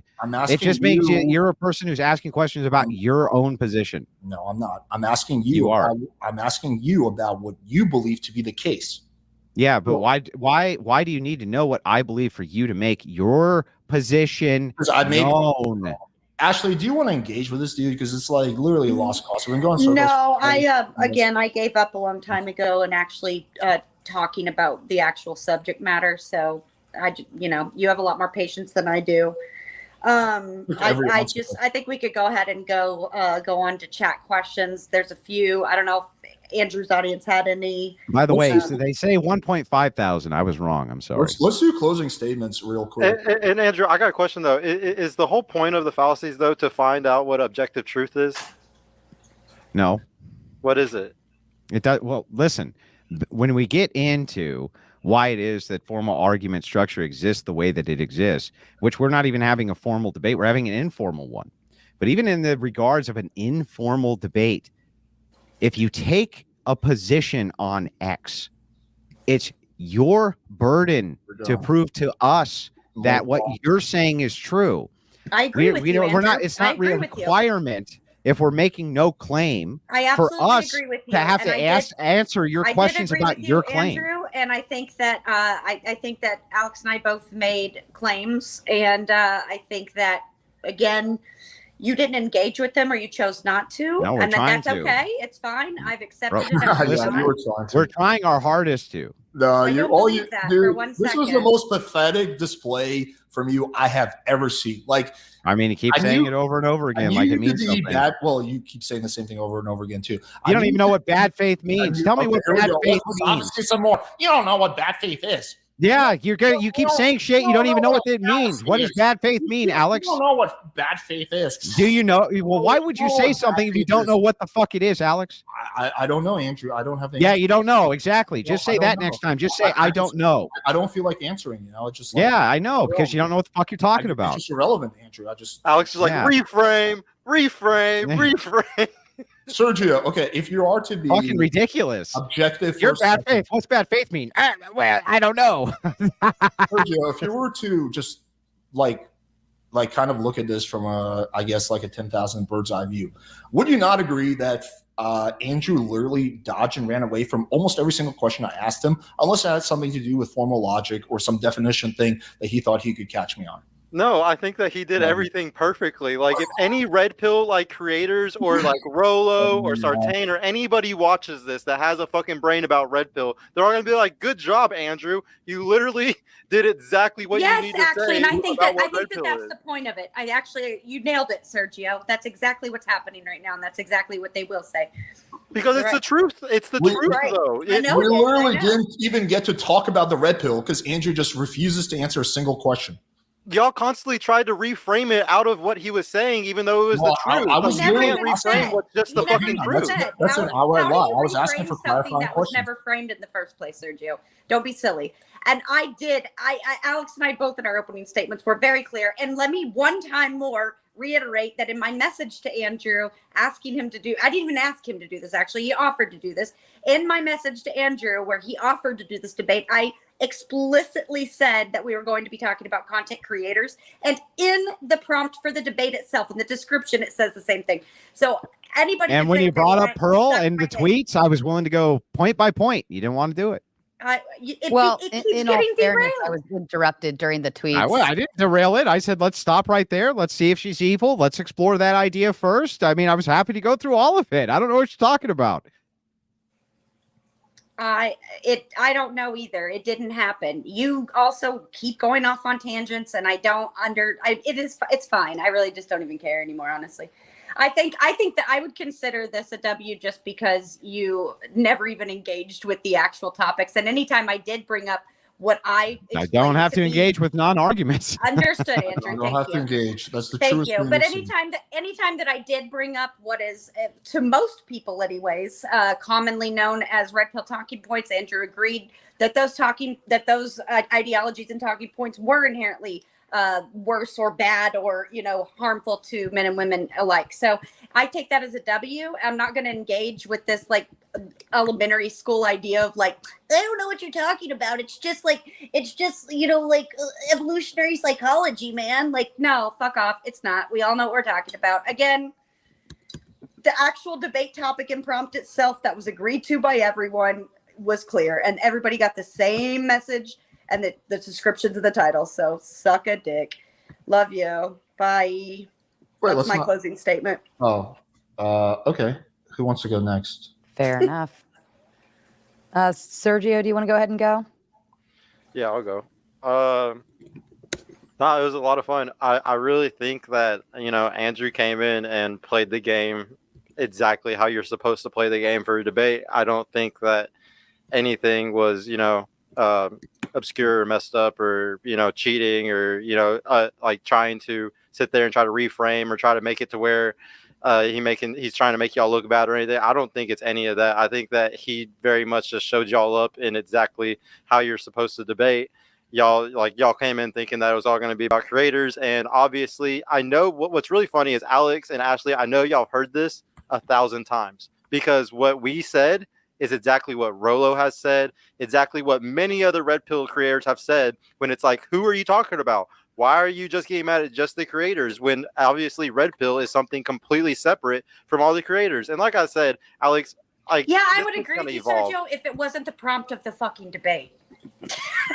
You know what I mean? Like, I know, but I'm just reading the title though, and the title does say, is red pill harmful? What does the description say, and what does the message I sent you say? I mean, you know what the debate was I can't about. even see the description right now. Like, I don't have the YouTube video pulled up. Like, I can't even see the description. Like, I'm going just based off what I can see on my screen right now, and it says it's red pill harmful. That's what I'm going off of. But yeah, that's it. Thank y'all though. I really appreciate it. No, thank you too, Serge. Okay. Well, let's sum up what happened. Andrew agreed to debate proposition. Then he said he actually doesn't want to talk about content creators. I was trying to engage with him on this, but then he refused to explain what the actual tenets of the red pill are. I spent about an hour chasing him, trying to get him to do that. He wouldn't do that. He was just dodging and weaving like I've never seen before. So then out of trying to move things forward, I outlined what are some negative things about the red pill or some things the red pill is wrong about. Andrew was like, well, yeah, but that's a content creator, which is exactly what I predicted he was going to do. It's a very easy dodge to avoid engaging in what I'm saying. So then I was like, okay, well, what would separate a content creator from actually being part of the red pill? He couldn't do it. He just obfuscated and dodged. And overall, this is probably, I think, in my opinion, the most pathetic display I've ever seen from Andrew. It just literally just this level of obfuscation, dodging is just blows my mind. But hey, whatever you guys do to be a debate bro or whatever the fuck, I don't even know if debate bros would think this is even remotely good debate behavior decorum, because literally all you did was debate dodge and just try to redirect it to, oh, do you know what this definition, do you know what that definition is? Okay, it's super cringy. And yeah, man, I mean, in reality we didn't really have a debate because Andrew just wouldn't engage. We had a mini debate with Sergio. We were able to make a little bit of progress. I actually wish that we focused on Sergio a lot more and gave up on Andrew earlier, because Andrew just was determined to prevent this debate from progressing forward by dodging and weaving and doing the most insane mental gymnastics. So yeah, that's my closing statement. You're muted. Well, I'm sorry. The moderator didn't tell me it was my turn. So I was clicking my unmute button to speak to you, but go ahead. Floor's yours. Yeah, so this is really simple. Really fucking simple. Since I'm uninterrupted, let me explain it in a way that even Alex and Ashley can understand. When you do a debate, if you take a positive position, it's not on me nor my debate partner to give you your fucking position. It's not our job to tell you what your position is, then argue it on your behalf in order to be good faith. That's called low fucking tier. That's low tier from dumb fucks don't know how the fuck to debate. Now, I was invited to this debate to do what I thought was a debate, so I showed up to do one. What happened here was that they gave a position, and when they got into a delineation, and here was the delineation, what's the distinction between the red pill and a red pill content creator? They wanted me and Sergio to tell them what the fuck that was. Like, that's our job. It's not. That's your job. Our job is to be hypercritical of everything that you say in the most skeptical manner possible, because we're debating on the other side whether or not this is true or untrue. Now, we came in agnostic. Totally possible that me and Sergio are wrong. Totally completely possible that this is totally harmful. Not on us to demonstrate that, on you to demonstrate that. We, in no way, shape, or form, have to tell you anything. You have to demonstrate it to us. Our job is to question you and see if it's actually harmful or if it is harmful. Super fucking easy. Because you don't understand the basic decorum debate, you don't understand informal nor formal logic, you got caught in your own trap, which was, hey, I'm going to give a position and then ask you a ton of fucking questions about my own position, which makes no sense. I have no idea what the hell you're even talking about. So when we try to dive in a little bit deeper, what we find is Alex going, wait, this is obfuscation. This is a fallacy. What's a fallacy, Alex? I don't know. What's logic, Alex? I don't know. Well, Alex says, well, a fallacy is something that it's illogical. No, fallacies aren't even illogical. It's fucking crazy, right? They don't even know what the fuck they're talking about. Now, I don't have anything against these people. I love Alex. We've made great content together. We will again in the future. Same thing with Ashley. Love Ashley. We've made great content. We'll make great content in the future. But I'm here to represent a worldview. My job's to kick ass and take names. That's exactly what I fucking did and what I'm always going to do. Now, it's not my fault that you suck at debating. That's your fault. Try to coach you both. It's your fucking fault that you don't listen, right? And it's not my fault that I always look epic because none of you fuckers listen to me. If you did, you would know how the fuck to debate how something like this goes. You never would have even agreed to the debate prompt because no possible way if you could beat me on your best fucking day with half my brain tied behind my back just to try to make it fair. Now, that's the end of my statement. Sergio, you're also fucking wrong, but you did kind of good. You did kind of good. Like, you picked it up quick. I'm proud of you, boy. You did kind of good. You know what I mean? There's hope for you yet. Thanks for backpacking me, bro. I really appreciate it. You carried the fuck out of me tonight.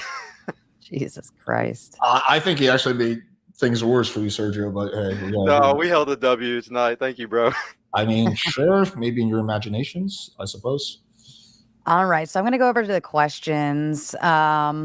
Michelle, I did text you about one of your questions. If you could check your messages, because I think there was one that got cut off somewhere. But all right, first question is, Andrew, what is the ideology behind the red pill? I mean, I'm still kind of unclear on this. My understanding is that this is just, I don't know. I've heard it described as a praxeology. I've heard it described as just descriptors of objective reality. Really came in tonight hoping that people would tell me what this ideology is, make a delineation between the ideology and the creators who might expand on the ideology, but I just never got that. I was hoping, Michelle. I was hoping. By the way, I appreciated your super chat from earlier. Very kind of you. You can still send another one, Michelle. And why wouldn't you? You know, Yes, I'm kind of epic and awesome. Don't you want to just kind of come over here and send a super chat? You do. You do. We all know Andrew came in as a neutral bystander who just wanted to learn more. That was his only agenda, is just to get more information. I'm sure. Learn how to make a prompt, bro. I'm sure that's the case. I came in exactly with what the prompt said, prepared for the debate. You saw me do preparation earlier for the debate. I did a 5-hour stream prepping for this debate. I don't know what you're talking about.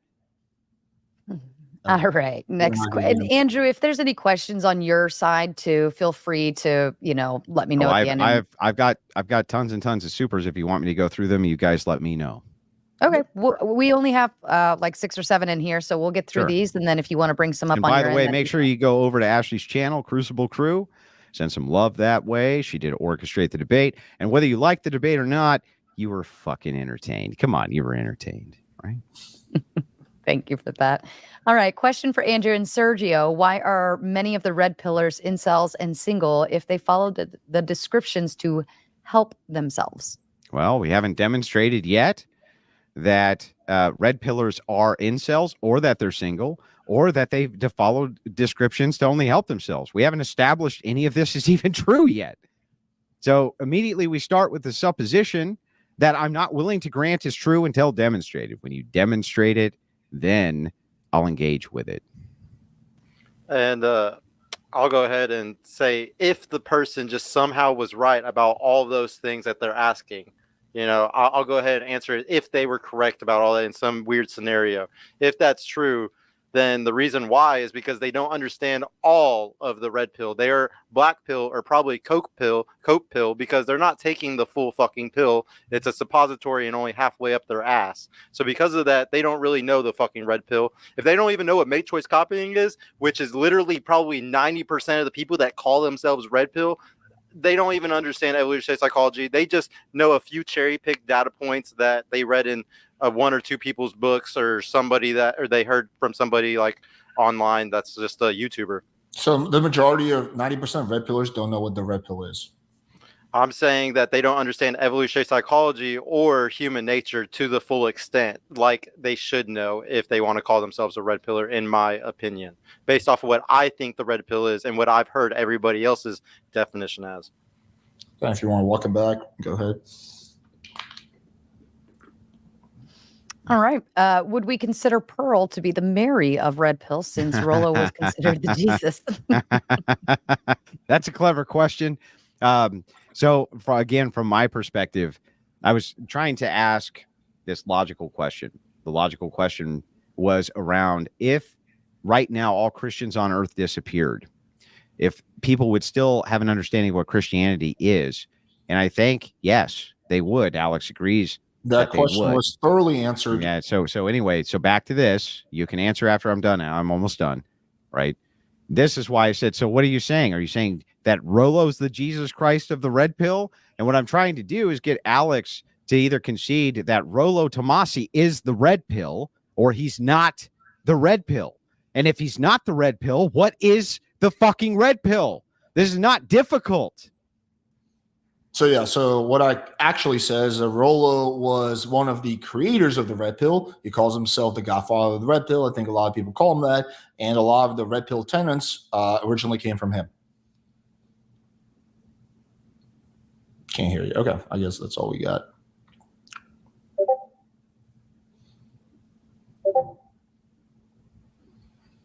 Andrew, are you talking? Yeah, I'm sorry. I'm also talking to the chat as we go, but I am listening to everything you guys say. I promise. Okay. No response to that. Just wait. I'm sorry. What was the? Okay. Just keep moving. Sorry. There's no. What was it that you said that you think I need to respond to? Did you hear a single thing? What did I say, Andrew? Tell me. I'm going to play. This is the exercise. Well, I will actually admit this, that because I was talking to the night shifters in the chat, I did not catch the last sentence or two that you said. I thought that you were fielding this question. I didn't need to pay attention to it. So if you could restate it, that's perfect. And I'll engage with it. So what I said was that what I initially said during the debate is that Rolo. You don't remember what you said? If you just be quiet for 2 seconds. All right, go ahead, man. Rolo came up with a lot of the red pill beliefs and tenets. A lot of people, he calls himself the godfather of the red pill. A lot of people attribute that to him. So the vast majority of the red pill tenets, or at least the majority of them, come from Rolo. So any response to that, or just what is there to respond to that actually doesn't actually contend with the question that I'm asking?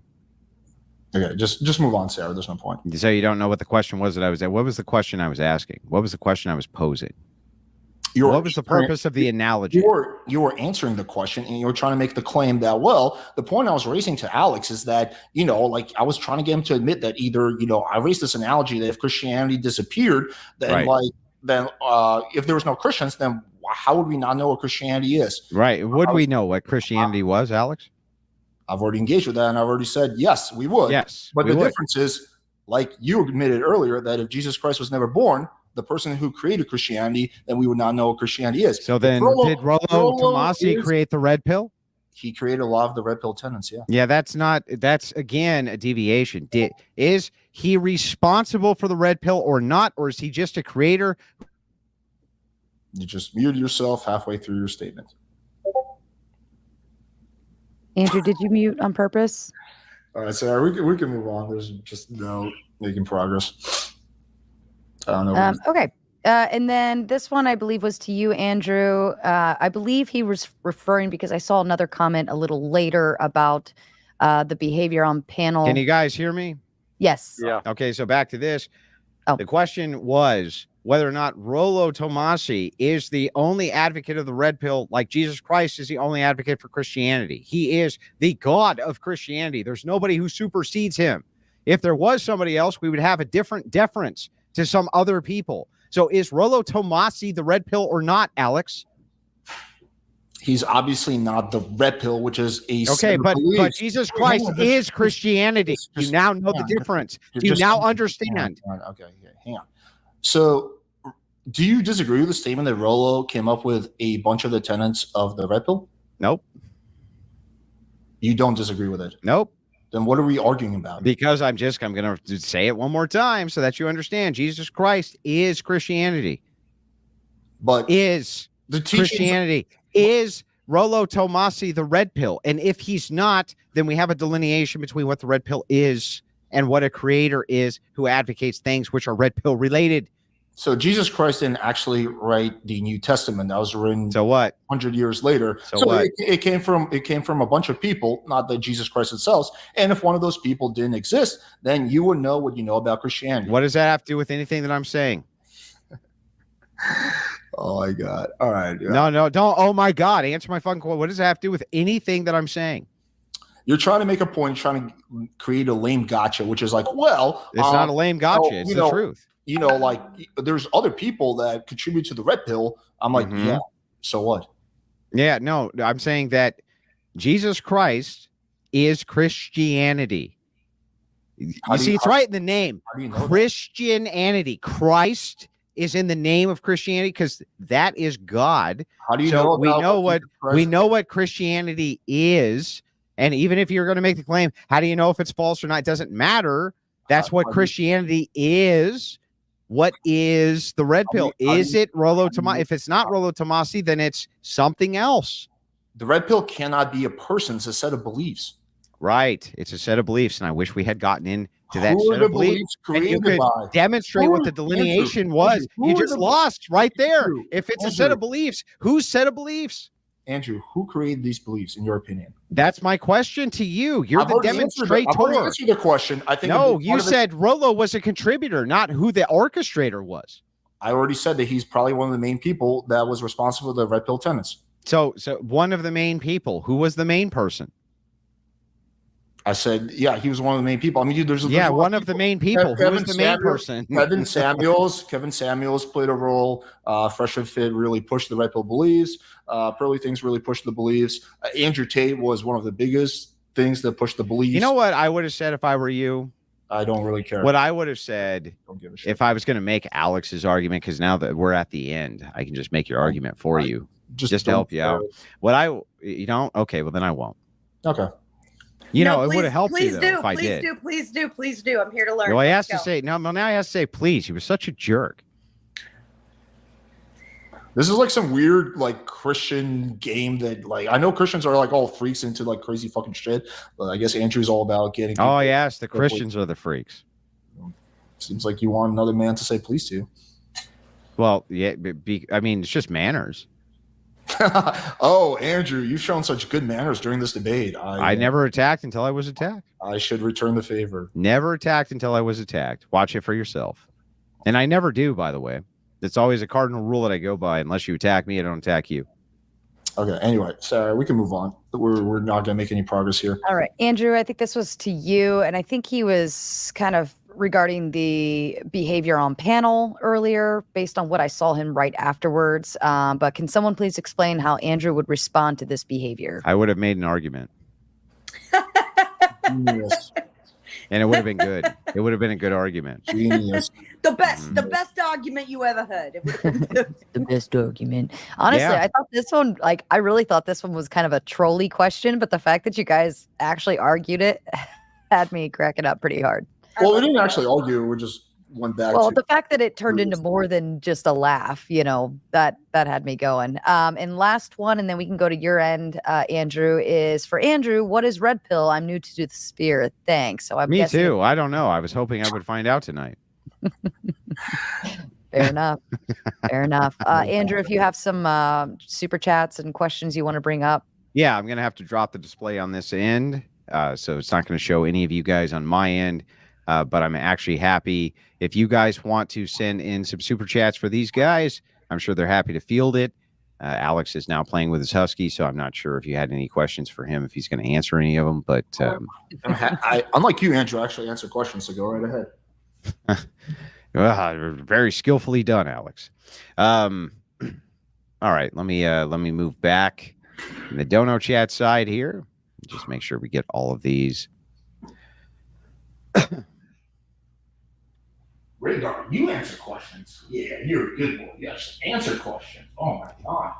Are you having an argument with your dog right now, Alex? Wow, talking answer questions more than a human. Interesting. Alex, I feel like you found the proper debate opponent. Well, he will answer more questions than you, so yeah, he might be better opponent. Yeah, well, I mean, he'll just bark for a treat. That's exactly the opponents that you want. That's Anyway, communication I've gotten from you all night. Well, there's no obfuscation. You don't even know what obfuscation means. $10 comes in from Treecaster, who says, I'm sorry, $12 from Testing Tolerance Tolerant Cam for a pack of Camel Reds. Appreciate that. $50. Huge super chat comes in from Dan Beckman, who says, here's a token of my appreciation for muting these spurging toddlers. Now, listen, before you fuckers freak out about this on your side. I didn't mute you. My mic was unplugged. It happened twice tonight. I keep having problems with this cord.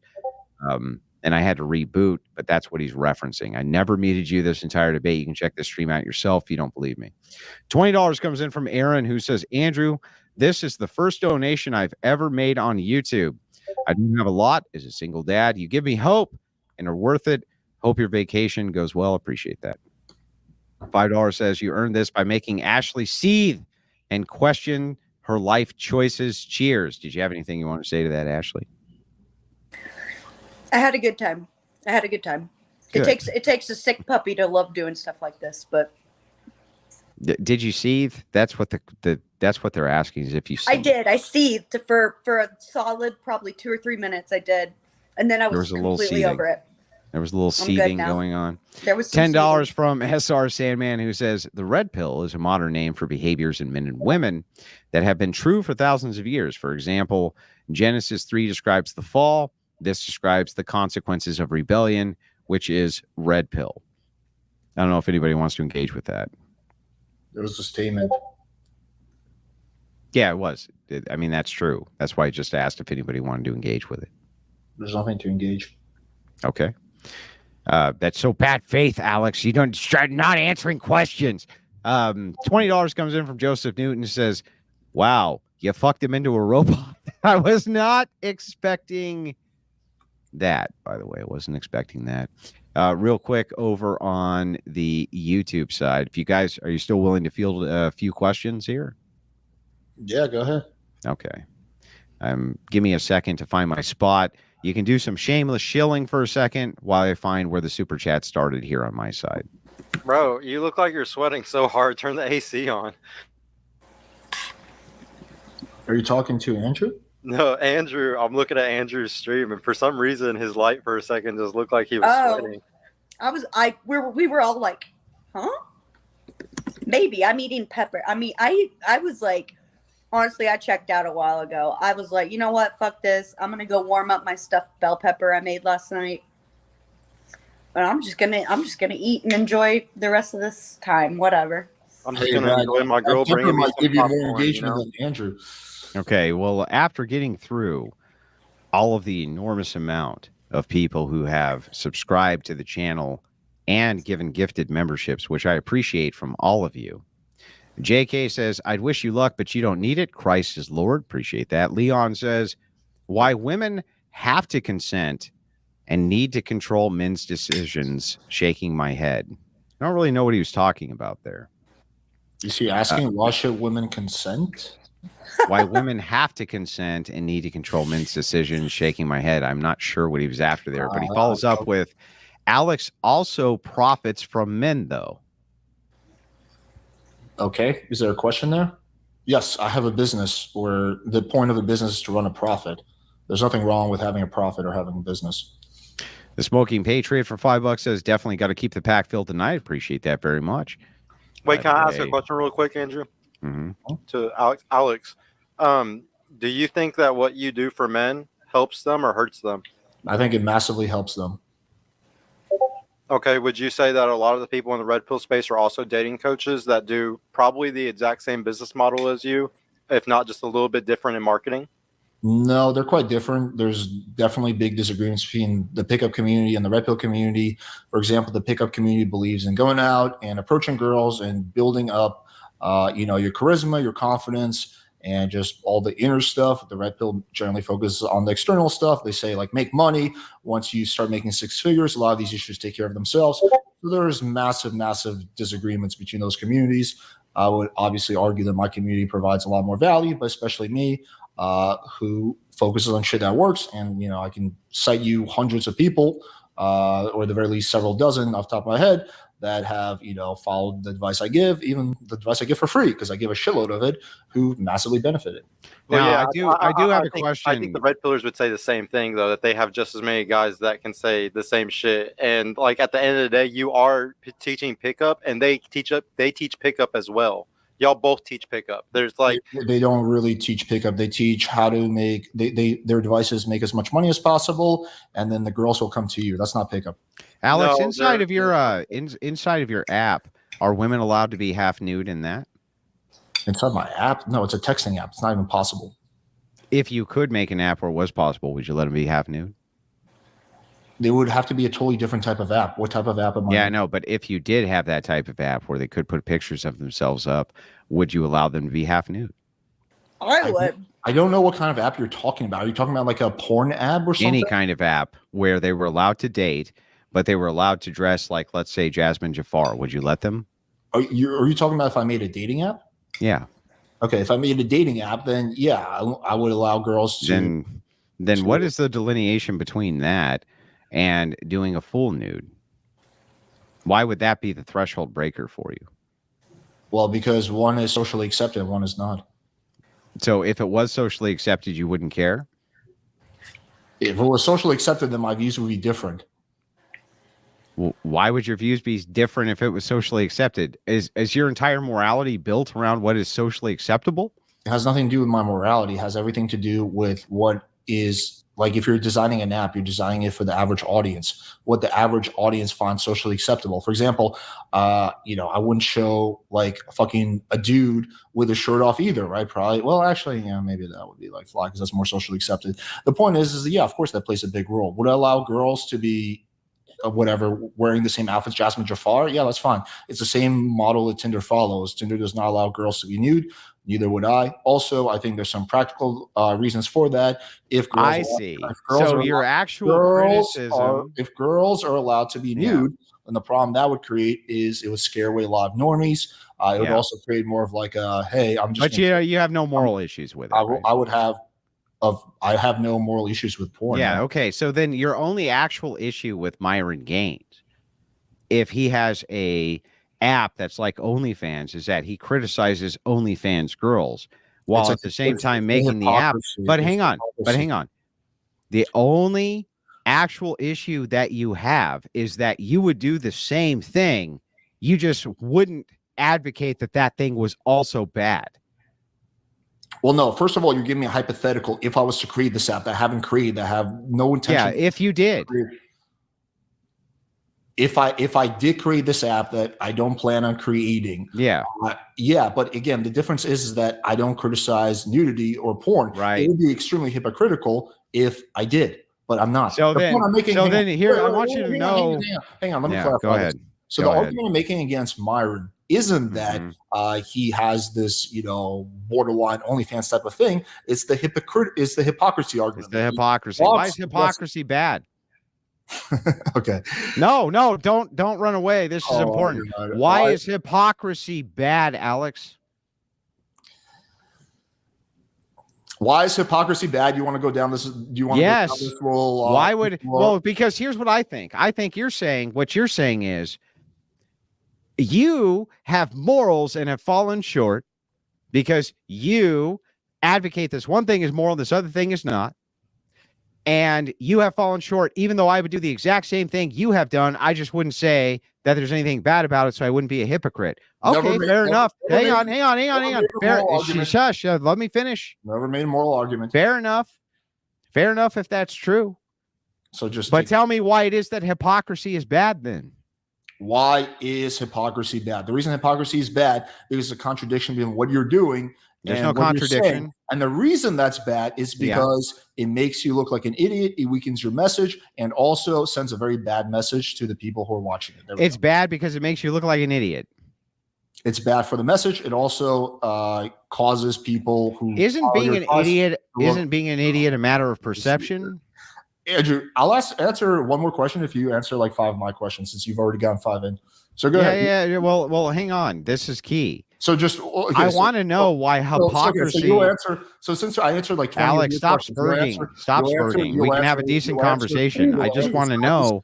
If you believe in and promote, and you promote an ideology, a movement, something that you claim to help people, that you think is the prescription for what should and should not be, right? For what ought to be and other people ought to do, yet you yourself are not living by that very prescription, then it sends a very bad message to the supposed message that you're trying to give off, right? Under the assumption, Other people, why though? Other people will look to you. They look to why you as an is example, that bad? Though? And then they find out. that you yourself are a hypocrite. That you are prescribing. Yeah, but why is hypocrisy bad? I'm telling you. You're not telling me. You are prescribing something to them that you yourself aren't living by, and it discredits you, and it makes the message that you're trying to send Swiss cheese. Nobody gives a shit at that. But why would any of that be bad? Because if you're not willing to go by your own standards that you're handing out to people, then what is it worth? That still doesn't answer why it's bad. Andrew, if Jesus didn't wash the feet of a whore, right? But he's sitting there and telling all of his followers to treat everyone with humility and to be humble and to serve and to love. The reason that we look to true leaders. What horse feet? What horse feet did he wash? Let me finish. The reason that we look to true leaders and the reason that they are true leaders is because they lead by example. Anyone can sit here and talk out of their ass, but if you're not quote unquote walking the walk, right? Then you're just another fucking bag of hot air, and that's bad. Because if the message you believe in or the message you're trying, because if the message you're trying to spread is one of good or one to help people, and the fact that you are tearing that own message and degrading it down, yes, that's bad. It's bad to a good thing. It's bad because it's bad. Andrew, do you not think it's bad? No, let me finish, please. No. Hang on. We've answered Stop. Let me engage with the person I was engaging with. You can ask Ashley. We can't ask you questions. Bro, I let you engage with Sergio. Didn't interrupt at all. Ashley, I need your permission to. Ashley, I gotta ask. Just answer one question. Let me finish the exchange, and then I'll answer whatever the fuck you want. Okay. Ashley, back to this. You're literally just saying it's bad because it's bad. When I ask you why is it bad, you say because public perception says it's bad. No, I disagree with you. Okay, I think go it's ahead. bad. I think it's bad in the scenario of the examples I gave, for instance, Jesus himself. Or if we want to sit here, like Sergio said earlier, and say that these messages that they're spreading are to help men and bring men up.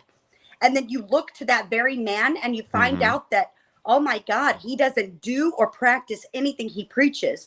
then it makes the entire message lose integrity. To and who? then what good is it? To what who? good is that message? Yeah, but to who?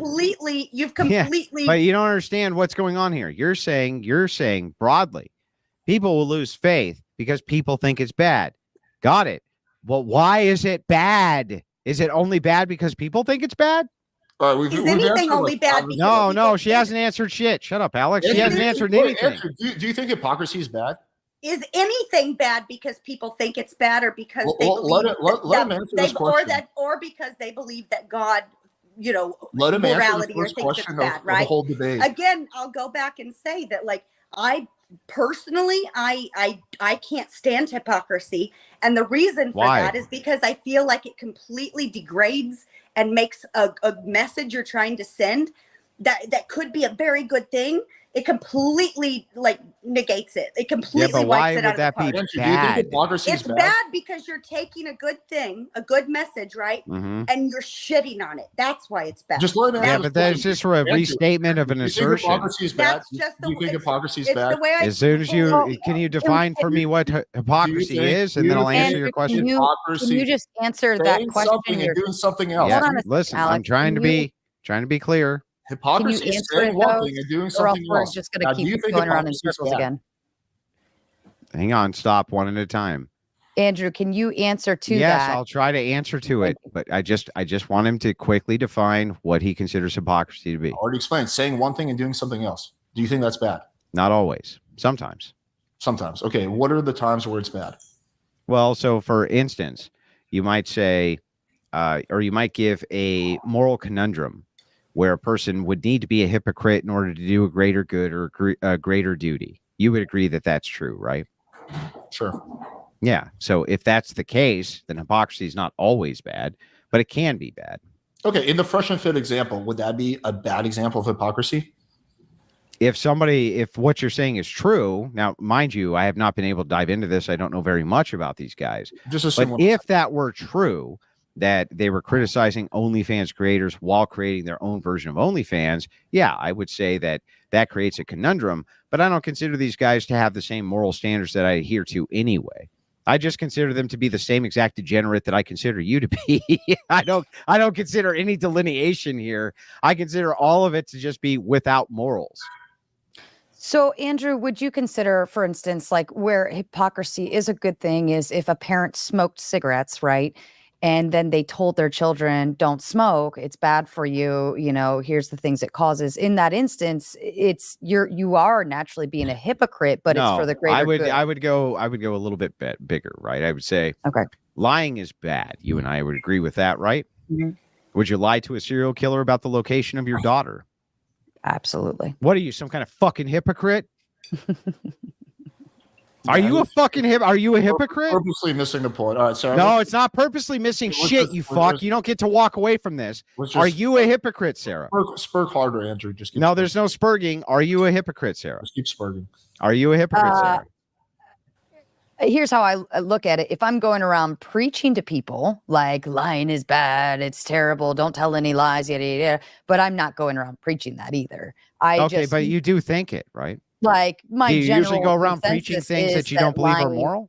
My general consensus is that, lying is typically not the best thing, but how many white lies do people tell in a day? Well, wait, I just asked you if lying was bad. You said yes. But then I gave you an example of where you could tell a lie where you think that it could be good. So there's a little bit of nuance here, right? So there could be hypocrisy. You're just asking me if I think that lying is bad. Yes, in general, I think it's bad, but I'm also not going around preaching to the world, don't lie to people. And I don't have a YouTube channel dedicated to it either. Well, which lies are good? Yeah.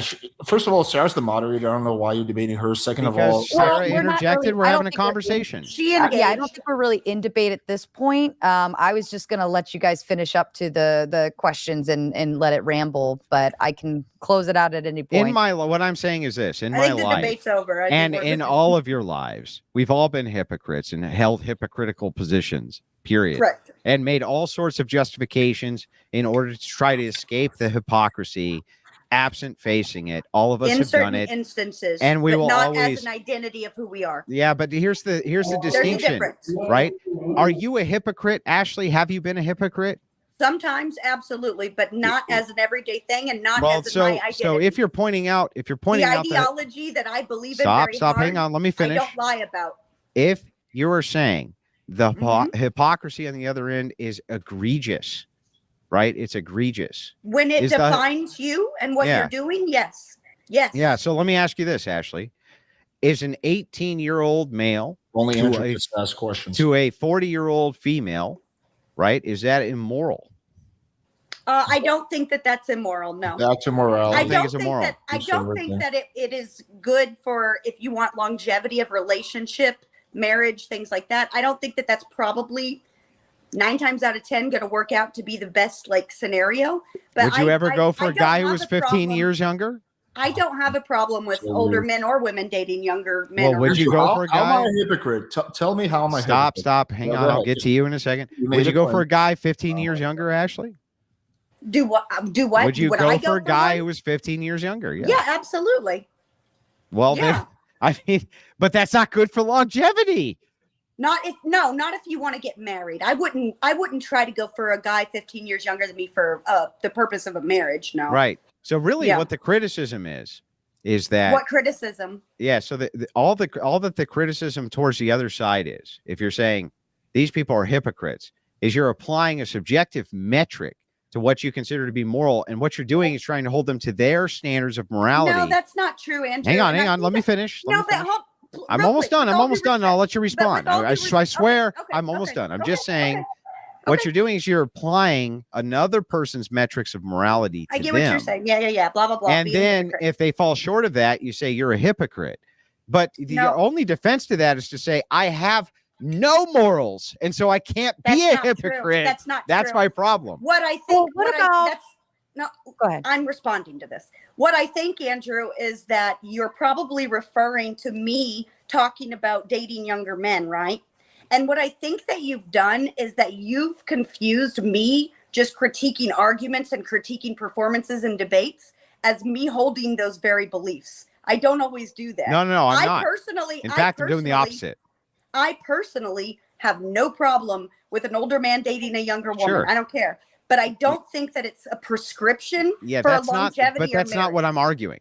So yeah, but but just it to be didn't- clear, the question was a little bit out of pocket, and I think no, maybe you it wasn't. It misunderstood me in the past. was for me to try to explain something that's important. So Which is Andrew, that- Andrew, But I the never way that said you I guys thought it was answering immoral. questions for 2 hours. Hang on. Now he I never wants to ask said that I thought it questions. was Now we're immoral. actually having an argument. I know, never because said you're that I actually thought it was because Oh the my other God. side is actually This fucking guy, we're almost Please. done, Alex. Calm the fuck I down. never said that I Well, thought it actually, was answer your immoral. question. You don't answer a single question. You don't have to answer anything. You can just check out of the debate. I don't care. I never said that I thought it was immoral one way or the other. So I don't. I'm not saying you did. But That's not even my point. insinuated that I was Not even prescribing my saying that morality either. onto someone else. No, the opposite. Where's All the hypocrisy? I'm then? trying to explain. So, but you have to be Please, quiet please. long enough for me to explain it. Well, I can't hear over everybody What I'm else yelling. saying, what I'm saying to you is that what you're doing is you're saying this is your moral standard, and I'm holding you to it. Which, by the way, you'll find this in Rule 4 of Alinsky's whose moral rule. standard? Stop! Who am I Stop! saying Stop! that Stop! Stop talking! But I don't understand, Andrew, forget who I'm it. saying that I know about. you don't understand. You can't shut the fuck up long enough for me to explain it.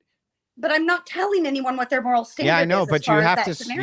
You have to stop, and I'll explain. Okay. You look at Rule 4 of Alinsky's rules for radicals, you will find this statement: hold people to their own moral standards because they all fall short of them, which is true. They all do.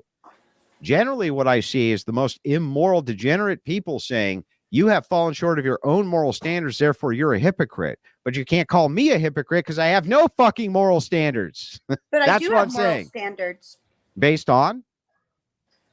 My moral standards based on- don't based- fall for this trap. This is what he does. based on Remember what I said? spirituality, He's going to based try to on bring what- this back to based on God morality and based on why- spirituality how and your- based on how what your I morality believe to be system is inherently good or improved. bad. I hold myself to those standards. Yeah. Can I ask, Andrew, what would your thoughts be then for instance, like content creators making money off of a certain prescription that they send out into the world, right? And they thrive off of that, and they say, this is what you should be doing. This is this is that. They have memberships for it. They have, like, come join my what is that thing that they do where they like, come for this camp or buy this book or do this, and it has all of these things that they're telling people that this is how you need to live your life by, and they're actually making money off of this. Now, would it still be hypocritical, for instance, or would it be a worse portion of being hypocritical because they're making money off of this concept that they're feeding out and saying you have to live this way and here's why, and then come to find out that they're not living that way themselves? So I understand if you're using Sarah, if you're using the layman's term for hypocrite, right? It's very easy to do. If somebody else says, here's the adherence of a moral standard that I am presenting, that I want to live up to, this and that. They maybe they fall short, or they fuck up, or they don't actually adhere to it. You say you're a hypocrite. My only contention here is, why is the defense to this? I just don't have any moral standard, and so therefore you could never call me a hypocrite. Whose defense is that? Hang on.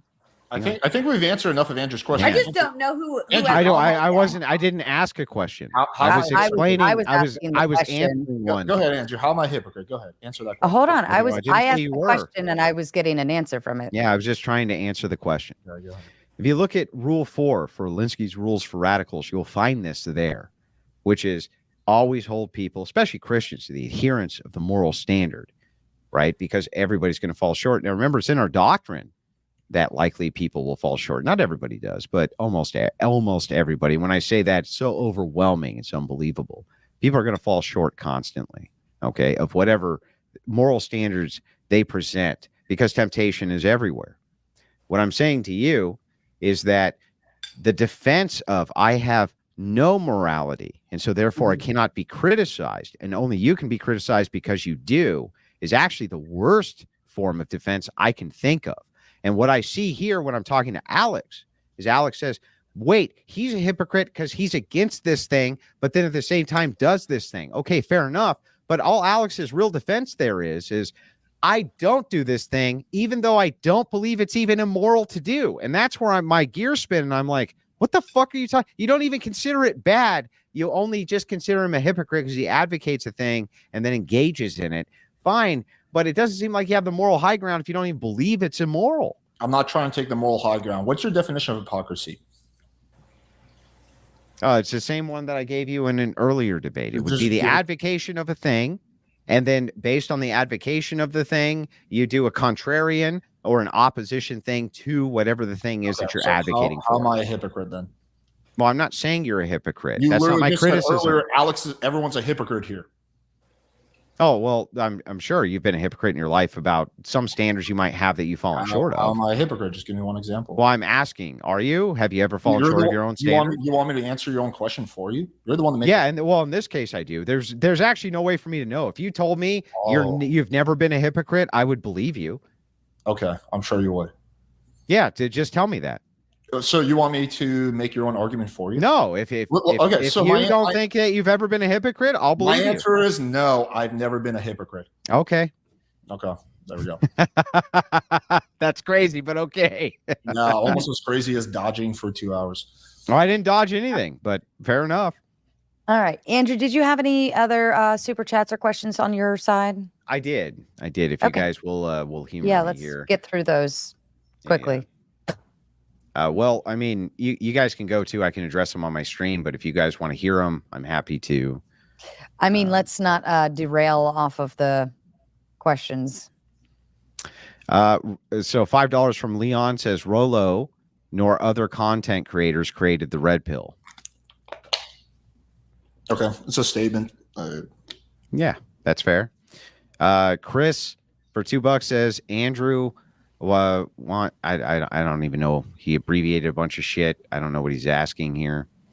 $10 comes in from JK. Says Andrew is saying red pill equals S. Red pill creators. They're refusing to engage and define red pill ideas. Right. That's the point. It's, again, another statement. No, that's not a statement. That's the critique. Okay. So well, there's no question. It's just a critique. Okay. $5 comes in from Hosbar, says Alex is effectively saying Christianity is harmful because Westboro Baptist Church protests soldiers' funerals. I'm not saying that at all, but okay. $10 from Anonymous, who says Alex's argument, unfortunately, criticizes Red Pill through its creators. But anybody could lob that at Pua and say all Pua is harmful, which is a cell phone in his own worldview. That's actually a really good point, Alex. Did you want to engage with that? Yeah, I'd be Would happy. you repeat that, Andrew? Would you repeat Yeah. that? So what the criticism here is he's saying, if you're claiming that due to creators advocating a certain thing and X amount of the people who created this advocate for that thing, that makes it the thing, then that means that this standard also needs to be held to pickup artists who are advocating all sorts of things that Alex does not advocate for. Therefore, pickup artistry in and of itself would be harmful. Exactly. Yes. Yeah. So if the some of the key tenets of the pickup community were things like you should go out and grab girls by the ass, then yeah, for sure I would say that's harmful, even though I personally don't teach that stuff, right? But then at that point, I probably wouldn't associate myself with pickup. Great. Well, what is pickup artistry? I'm not going to play this weird game with you. The ability to get girls, it's the ability to get girls and go pick them up. Just pick, like going and walking up to a girl and picking them up. Yeah. Does that do more harm than good? Dude, if I'm going to answer your questions, you have to answer some of my questions. You seem I've answered all of your questions. You spent 2 hours dodging my questions. You want to talk about pickup artistry? Honestly, yeah. Alex, though, it is the inferior thing. Is that the debate you want to have? I'd be happy to do that. We're 2 hours and 40 minutes in, though. I don't know why we're just talking. Well, about what he's trying to figure out is that if you hold the standard that if X amount of creators are responsible for bad ideas, then that means that the creators themselves are the idea. Then would not this be applicable to pickup artistry? And Alex, are most pickup artists, do they have good ideas or bad ideas? Bad. So I think the key tenets of the pickup community are good. There's obviously some bad content creators. That's not the argument I'm actually making. The argument I'm making is that literally the key tenets of the Red Pill community, which are often repeated and propagated by the Red Pill content creators, Then that would apply to pickup artists. Considered to be basically the gospel of the Red Pill, are either incorrect or harmful. That's Alex, are most pickup? Hang on, Alex. Pickup, Are most pickup artists correct or incorrect? I have no idea. You don't know? I have no idea. I don't know. Are most red pillars correct or incorrect? It seems like the big ones are incorrect. Okay, so what about the big pickup artists? We don't really have such a thing in our community where it's like big. You don't have such a thing as Adam big pickup Lyons. artists? There's definitely big pickup artists. Adam Lyons. How is Adam Lyons big? And- His channel is smaller than mine. Anthony Johnson. Like, there's definitely big pickup artists. Anthony Johnson's not a pickup artist. He's a red pillar / Christ pillar. Okay, so can you name the biggest 3 pickup artists you can think of? Okay, we're gonna play this weird game. Okay, I'll answer this question. Who are the biggest 3 pickup artists I can think of? I would say Simple Pickup back in the day, although they're no longer around. I would say probably Bezos. He kind of qualifies as pickup. And I would say probably RSD would also fall in that category, even though they're starting to decline. And are they right? Depends on what. Generally, are they right about most things? Yeah. About most things, I would say they are probably right. Well, RSD being the potential exception there. Alex, but I would say even over 50% of the things RSD is right about. So there we go. Alex, does pickup teach to be friends with women or not? Well, the Red Pill teaches not to be friends with women. What does pickup teach? The pickup community, I think, is generally pro being friends with women because the argument is you can use those women to meet their friends. So generally, most pickup artists, generally I think most pickup artists would argue that yes, you should be friends with women. Hey, Ashley. Right. Ashley, let me ask you. I got to ask you something. Wait, can we keep moving this forward? Because we are moving it forward. So Ashley, I got to ask you something. Do you think it's a good idea for men to teach other men how to fuck women? I don't like that aspect of a lot of PUA stuff that I've seen. There's a lot of. Isn't that what Alex teaches people? There's a lot of sides to it that I don't like, but I have found that a lot of like dating coaching and stuff is honestly kind of almost geared towards like autistic men who just literally don't know how to talk to women as if they're people. Yeah, but is it a good idea that Alex teaches men how to fuck women or not? What does that have to do with anything? Is it a good idea for him to do that? I don't know. I don't know.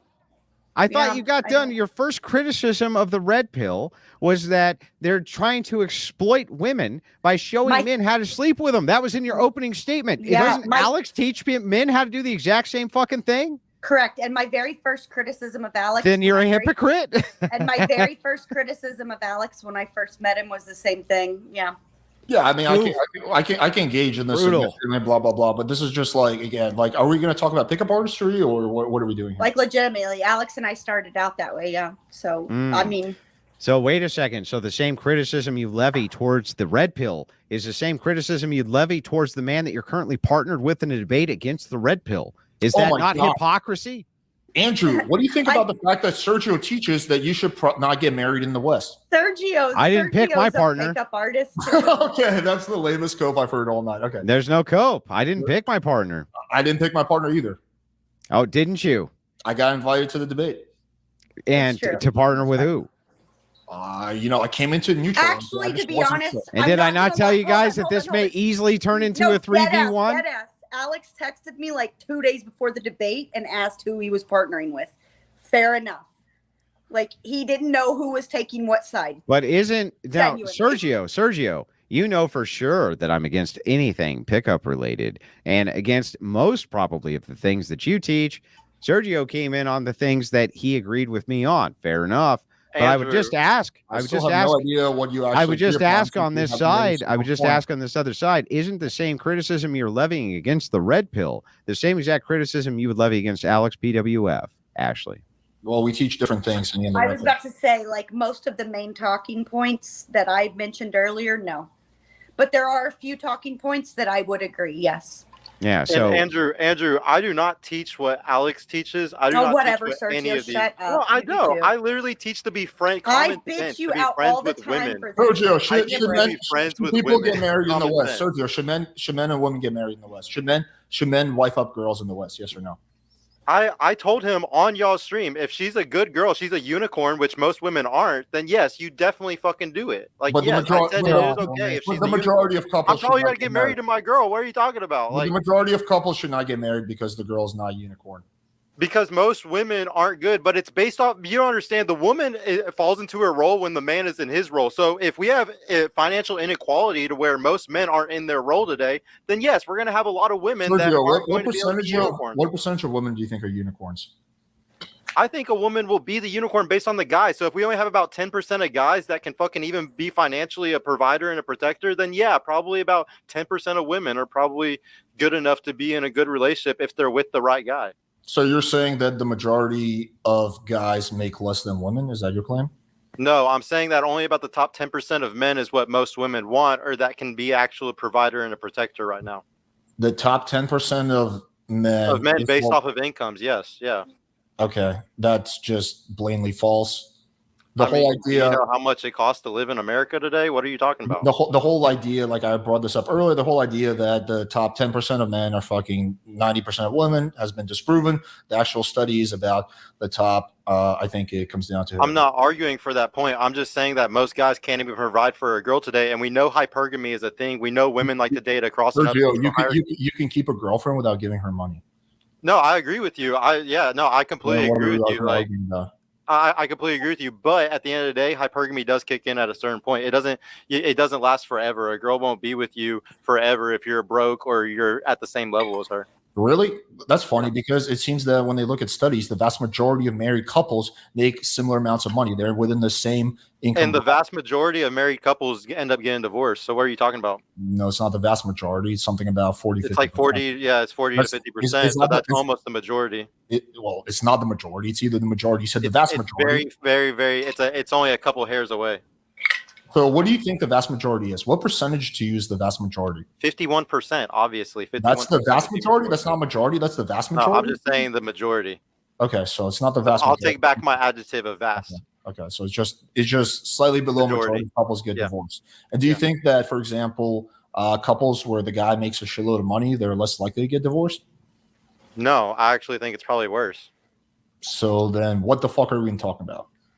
I'm just saying that hypergamy is a thing. So and why women do wanna date a guy that's- should a guy try to make a lot more money if it's even worse? If the chance of the girl divorcing him becomes even worse if he makes a lot of money, why should I? Well, now you're saying a lot more money. I'm not saying a lot more money. I'm just saying top 10%.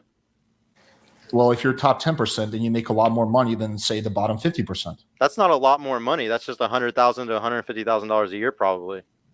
That's You not think- a lot of money. You think the bottom 50% makes 100,000 a year? No, I What do you never said that. I said the top 10% does. They probably make anywhere from 100 to 150,000 a year. What do you think? What do you think? Let's say the other 50%, like the bottom 50%, what do you think they make? 45 or less. The average income in the U.S. is about something. Yeah, it's like 32 or something. For- Yeah. for- Well, retail. average isn't the bottom. So what do you suppose the bottom is? Well, the bottom would be the bottom, not the average. Yeah, the bottom doesn't make dog shit. That's the answer to your question. They Well, make that's what barely- he said. He said They're the barely bottom. they're He didn't barely say, they're he barely, didn't say the they're average. barely able to scrape by. So you're saying you should be in the top 10%, but you shouldn't be too high in that. You shouldn't go to the top 1% because if you're top 1%, then the risk of you getting divorced is. I mean, higher. most guys aren't going to make it to that. They're only going to make it to the top 10%. So I think he should just be happy if he even makes it there. That's Like, most men. They're going to be that's- happy just to make it. Like the number that you're talking about is so wonderful fucking has nothing small. to do with anything. No, but you're talking about guys who make $400,000, $500,000 a year, like top 1%. That's a small amount of guys. Like, who gives a fuck about what that 1% is not- going to do if they want to go? Sergio, slam I'm a not the chick one arguing that guys need to make more money to be successful in relationships. Yeah, but I'm saying that there's a huge difference between guy making $100,000 a year and a top 1% making $400,000 a year. There's a huge difference between that gap. Like the amount of people that are in the top 10% is millions. The amount of people that are in the top 1% is maybe just, a few million. There's millions in the top 10%. There's probably like 30, 40 million There's a people. few There's probably million. like 30, 40 million people in the 100,000 a year bracket. There's not even close to that many people in the 1% bracket. Yes, I understand that there's more people in the top 10% than there's the top 1%. Your initials, anyway, we're just going in circles. Guys, Andrew, I'm sorry. Did you have any questions that were like specifically for anybody on panel? I'm totally down to answer some questions. Yeah. Do you want me to keep going with the? Yeah.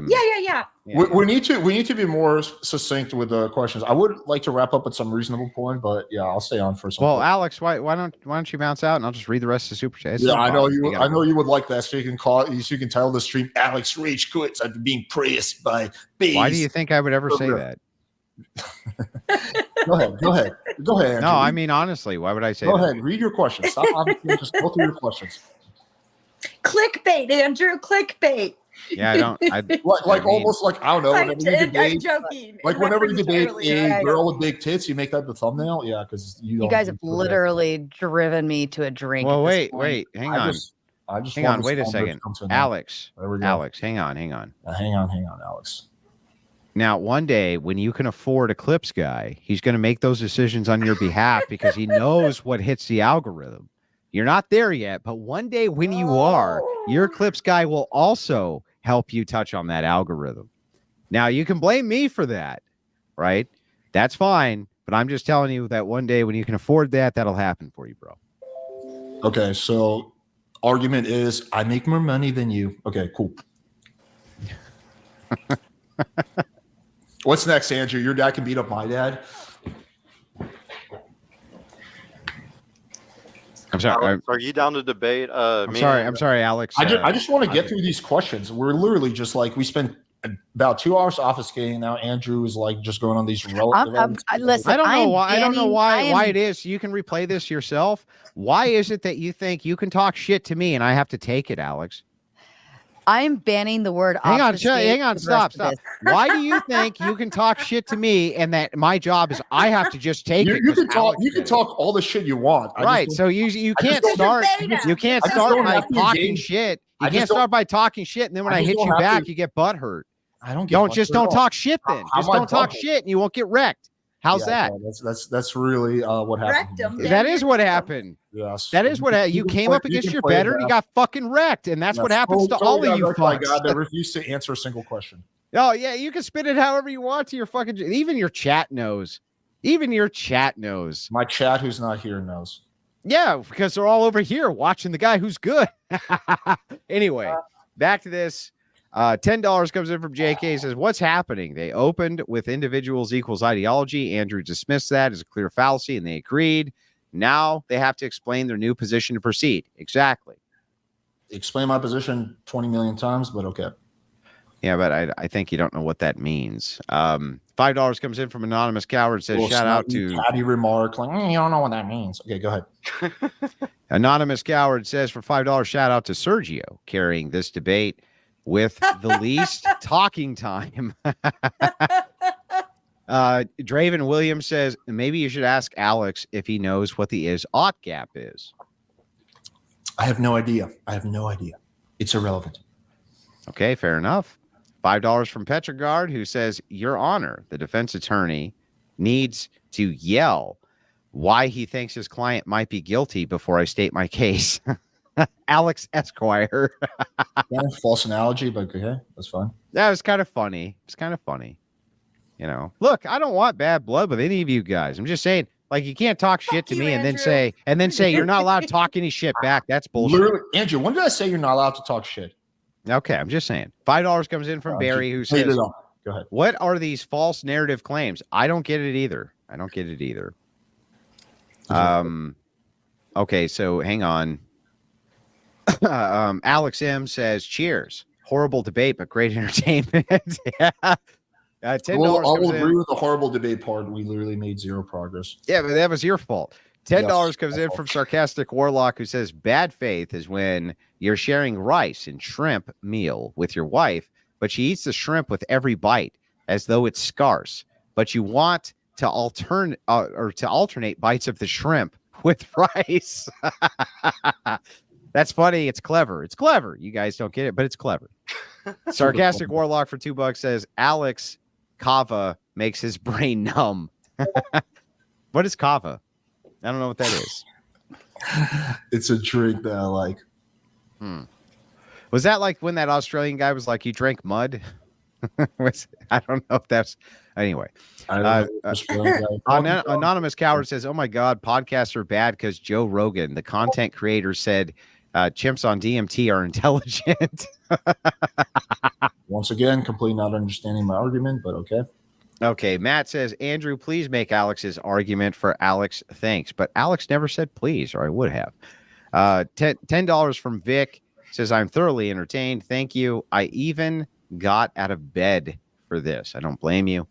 $2 from Deej says, in fairness to Alex, his debate partner is no help.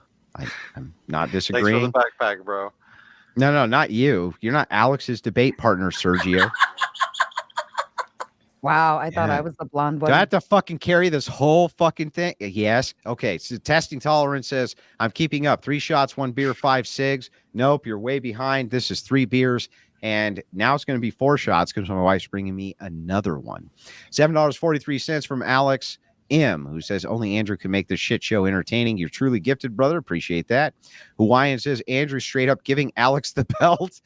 $5 from Xavier, who says, in spite of Alex's disingenuousness, cheers to the crucible and reaching the travel expense goal. Appreciate that. Look, do you want me to stop reading them? I don't. No, go. Well, okay. I'm not allowed to make any snide remarks like you. I didn't know that. No, you're allowed, but just remember, you make them first. Don't get mad when I respond. Petrogard for $5 says, look, man, you're over here just repeating that I don't know the rules of chess while trying to play chess with you. Total obfuscation by Andrew. $10 comes in from S Dude, who says, why does Alex always talk like he has a mouthful of syrup? Is there a real question there? I don't know. This dude doesn't like my speech. If you want. This dude doesn't like how I talk. Okay, I don't know what you want to say. The unconventional man who only sent in $2, which I'm upset about, he needs to send in a 20 just to make this super chat reading, says Sergio is loving this. I did notice that Sergio is loving this. Later he'll admit just how much fun he had. $5 from Ross says, pretty pathetic that Alex got outclassed by Spurgio. Nothing. Yeah, again, it's like literally the same talking point. Andrew's so awesome. You destroyed you guys. You guys have no idea what you're talking about. It's like the same super chat over and over. Alex, debate me and Michael Sartain. Get your best pickup artist and debate me and Michael Sartain on Social Circle game versus pickup, and y'all get destroyed, bro. I don't pickup think is pickup. horrible. I don't think pickup is better than social circle game. I think they're both good in their own way.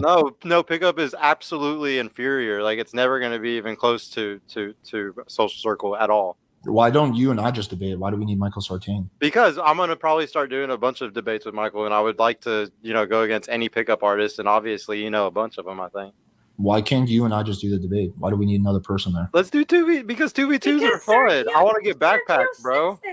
You're the one that brought this this way debate. better than me, man. He'll put up a way So better. you want someone else to make your point. Sergio's No. running debate game, bro. Yeah, I'm trying to get good. Just debate me one-on-one. Why do you need another person? I got carried by Andrew. I need to get carried by Michael now. What are you talking about? Well, listen, man. If that's your Well, tell Sartain I want to debate him on evolutionary psychology. Yeah. Really, Hey, Andrew, dude, that's let's so do a funny 2v2. because privately I proposed that to you, and you what? What was your response to that? Actually, wait, never. And actually, I proposed it to you. I'll take that one back. It was the other way. Okay. Yeah, I proposed it to you. I'll take that one back. Yeah, I mean, I would too because I proposed it to you. But $10 comes in from Scruffy Looking Turf Herder. Appreciate that. $10 from Michelle who says, "Here's your second super chat for me. You're right. It does feel good, and I want to see you on whatever." I appreciate that. Remember, we're only at 55% of the goal. We got to raise the rest of that goal by tomorrow. $2. Andrew's undefeated in these conversations. Appreciate that. Unconventional Man says, "Andrew, please release a debate book course. I'll do it someday." $5 from Daniel Zan says, "Alex for every single question." Alex, well, I mean, you just don't understand. Like, I want to teach you, man, but you don't listen. $5 from Daniel who says, "Alex, have you thought about auditioning for dating with Downs? You might even win an argument." Okay, yeah, cool. Yeah, I have. Says, "Fuck off with your Christian comment." This is random dude from the chat who I can't see or talk to. I'm just reading them, bro. Do you want me to stop reading them? You can keep reading them. I don't give a shit. I mean, just like how many more comments do you have though? We're 3 hours in. I mean, I have a big show. I have a lot of super chats, Alex. I know you're a very popular man, Andrew. A lot of people love me.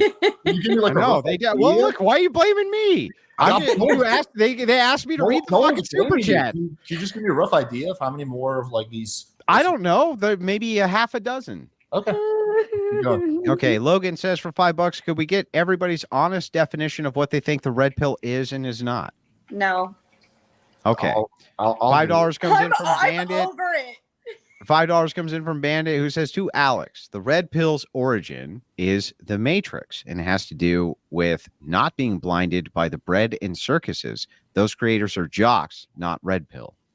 Yeah, so the red pill did not. So the Matrix, I watched the Matrix many times. It's a movie I really like. It did not make any claims about is claims at all about female nature, about dating, about any of that. It was literally a movie created by two trans women. So yeah, it has nothing to do with that. But you take the red pill and you see the truth. Red pill. Hang on, the red pill, and now that whole analogy has been adopted by people like Rolo. But no, the Matrix, if you watch it, did not make a single claim about what is in terms of anything related to dating or female nature or modern women or anything like that. So yeah, it's not true. Okay. I would disagree and would love to have the Matrix debate someday, but Trojan for $5 says, question for Alex and Ashley. What are the main tenets of the red pill descriptors that you believe are harmful and wrong? I went over those. Go ahead. Yeah. I was reading them earlier and then I was told that those aren't the red pill tenets and I didn't finish. So I refused to engage. I'll quickly run through a few of them. Some that I said. So the idea that 10% of men are having 90% of the sex, that one is harmful because it causes you to think like, oh shit, no one's getting laid, blah, blah, blah. I have to be part of this legendary top 10%, means I have to focus on making money instead of improving my social skills. There's another one that women are becoming more promiscuous. I think that one's particularly bad because it's causing you to think, oh, all these girls are sluts. I can't actually find a good girl. I have to go to the east to find a good girl. I can't settle down, blah, blah, blah. Yeah, I mean, those are two ones off the top of my head. What do you think makes how many women keep going through your questions? Well, I just wanted to know this one thing, just for my own curiosity. How many times does a woman have to be slept with before she's a slut? 78. Yeah, 78. 69 is the perfect number. And a half. Okay, I was just curious. Nathan Midget L. sex. just sends in cigarettes, $2 from Bandit. It says spiritually is not a moral religious foundation. I agree with that. Bandit says here's $5 because Andrew won tonight. $3.26 comes in, says if no one can define red pill, then it must be a conspiracy theory. Literally been defined like 100 times, but yeah. I don't know how many times more I can define it. Andrew's the one that doesn't want to define it. I've defined it many times, but yeah, I guess we're just gonna pretend. It's not my road to hoe. We're just gonna pretend like like the other team never defined the red pill. Okay, I mean, I don't know how to even engage with someone who literally refuses to process information they've seen on the screen. $20 comes in from Sarcastic Warlock, says Bill Hicks is not fit to mod. He's enforcing orthodoxy in chat and accusing me of trolling. Okay, that's some other bullshit. We already went over that. Bandit says for $5, okay, showing Alex is a hypocrite to the topic at hand versus random bullshit is worth a $5. Appreciate that. Bunch of memberships came in. I was never shown I was a hypocrite. That was just a claim that Andrew walked back. So, well, I was never even making that claim. Just so you know, you said everyone here is a hypocrite, implying me. No, I was just saying that I think that everybody's been hypocritical in their life at some point. And you said not you. You've never been hypocritical in your life, right? Never been a hypocrite. Okay, gotcha. Unconventional Man for $20 says, here you go, bro. Appreciate that very much. $5 from Sarcastic Warlock says, Alex is going to cry his eyes out on his giant pillow tonight. So sad. That's snuggles with super tragic. How will I ever survive? Okay, so hang on, guys. If you don't mind humoring me, let me just switch over to my dono chat real quick. For those of you who don't know, damn, that's my Holy fucking shit. He's Man. selective. That's my own chat system that I developed for all creators to use because I'm fucking awesome. You are awesome, Andrew. Now, hang on. There's a ton of them here, though, so just make sure.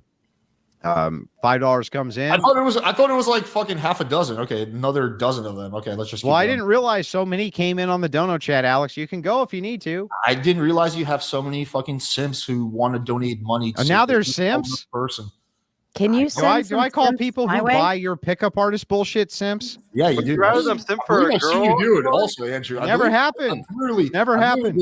I think you call them degens. I think you call them degenerates. Yes. Immoral. I think you call them losers. Yeah. Well, not losers. No. Okay. I'm glad. Alex, I'd much rather them simp for fucking Andrew than simp for these fucking thoughts out here, man. Okay. I mean, that's a false dichotomy. They don't have to simp for anyone. That's true. They don't have to simp for anybody. Don't be simps. More of the story. Okay. So hang on. Let me just make sure I find my spot here. Okay. I found the spot. Sorry, guys. Just bear with me. $5 comes in. A hard time finding the spot. From Bat Dude 123. Of course, yeah, I'm a man, right? It says for the cameraman for $5. Appreciate that. $25 from Jordan says, is it possible to circle the debate back to Andrew tweet bad? I really wanted to get into that. And Ashley, we should do a one-on-one on Andrew. Yeah, we can. We'll do that. Yeah, we'll go over it. $20. It's this late. I'm honestly. Yeah, fair enough. $20 from Wilhelm Bones. No message entered. Just wanted to show support for the streams. $20 from Dan Zan, who says, whatever happened to that podcast I was paying $20 a hint? Oh, yeah. That turned into a clusterfuck, but it's okay. $20 comes in from Skank Hunt 40, who says, on fire, Andrew. Appreciate that. $10 from Wiedenhart, who says, legendary. Asking, I don't know my position. What is it? Is now officially known as doing the Alex. Point. It's just going over and over again. Alex hasn't made his position. Alex doesn't know what this is. Yeah, it's like this has been addressed so many times. But again, I don't know how to communicate with people who don't use their eyes and ears. So $10 comes in. Congrats on your baptism. Says, my understanding, if the prompt is the red pill creators harmful? Both parties would need agreements on what red pill is and what harmful is. And then the yes party would need to demonstrate how it's harmful. I fucking agree. Couldn't agree more. That's lovely, which is why you couldn't answer what the red pill is. I just said that I thought it was a form of descriptors for reality. If I'm wrong, you got to demonstrate that. I asked you, what are those descriptors? I don't need to give you what those descriptors are. So we don't I need to agree. literally- So we don't need to agree on those descriptors. We don't need to No, agree in fact, we shouldn't agree on those descriptors. So I actually, before the debate, I actually had it all written down exactly what I think harm is, what I think the red pill is, what I think all this stuff, and it just never got there. So we made zero progress because our opponent was just refusing to engage at all. The only one who did engage. $10 from SR Sandman, who says, I think descriptors. So I actually, before the debate, I actually had it all written down exactly what I think harm is, what I think the red pill is, what I think all this stuff, and it just never got there. So We made zero progress because our opponent was just refusing to engage at all. The only one who did engage. $10 from SR Sandman, who says, I think Royce's predates Rolo. I don't know who Royce is, or Rice, maybe. I don't know. Yeah, Royce, he's one of the 3 R's of the red pill. Yeah, I was a contributor of 2 or 3 articles on the Spearhead, which was around before Rolo. I was a frequent commentator on Dalrock, and I think that existed prior to Rolo as well. So this is where we're getting into the delineation. Ever heard a single one of those people? Maybe you can enlighten me of who they are. Well, I don't know. It's your fucking argument. I'm not the one who mentioned these people. Yeah, I didn't either. Okay. $20 comes in from Snaggle Beast, who says, I don't get paid until Friday, but that was very entertaining. Have a Jackson for the trip. Hey, appreciate that very much. Debate bro isn't an insult, you idiot. It's his job. I wasn't calling him an insult. I was calling the audience insults. No, debate bro. Oh. Yeah. $20 from Joseph Newton says, Andrew and Sergio, great team. Sergio can follow the lead. Good shit, guys. I was actually impressed with Sergio a little bit tonight. I must admit. Don't take it to your head, Sergio. You still suck. He was a terrible partner, and then now you're complimenting him. Still suck. Sergio was his button pushing monkey. The Andrew position seems to flip flop a lot. Pushing monkey.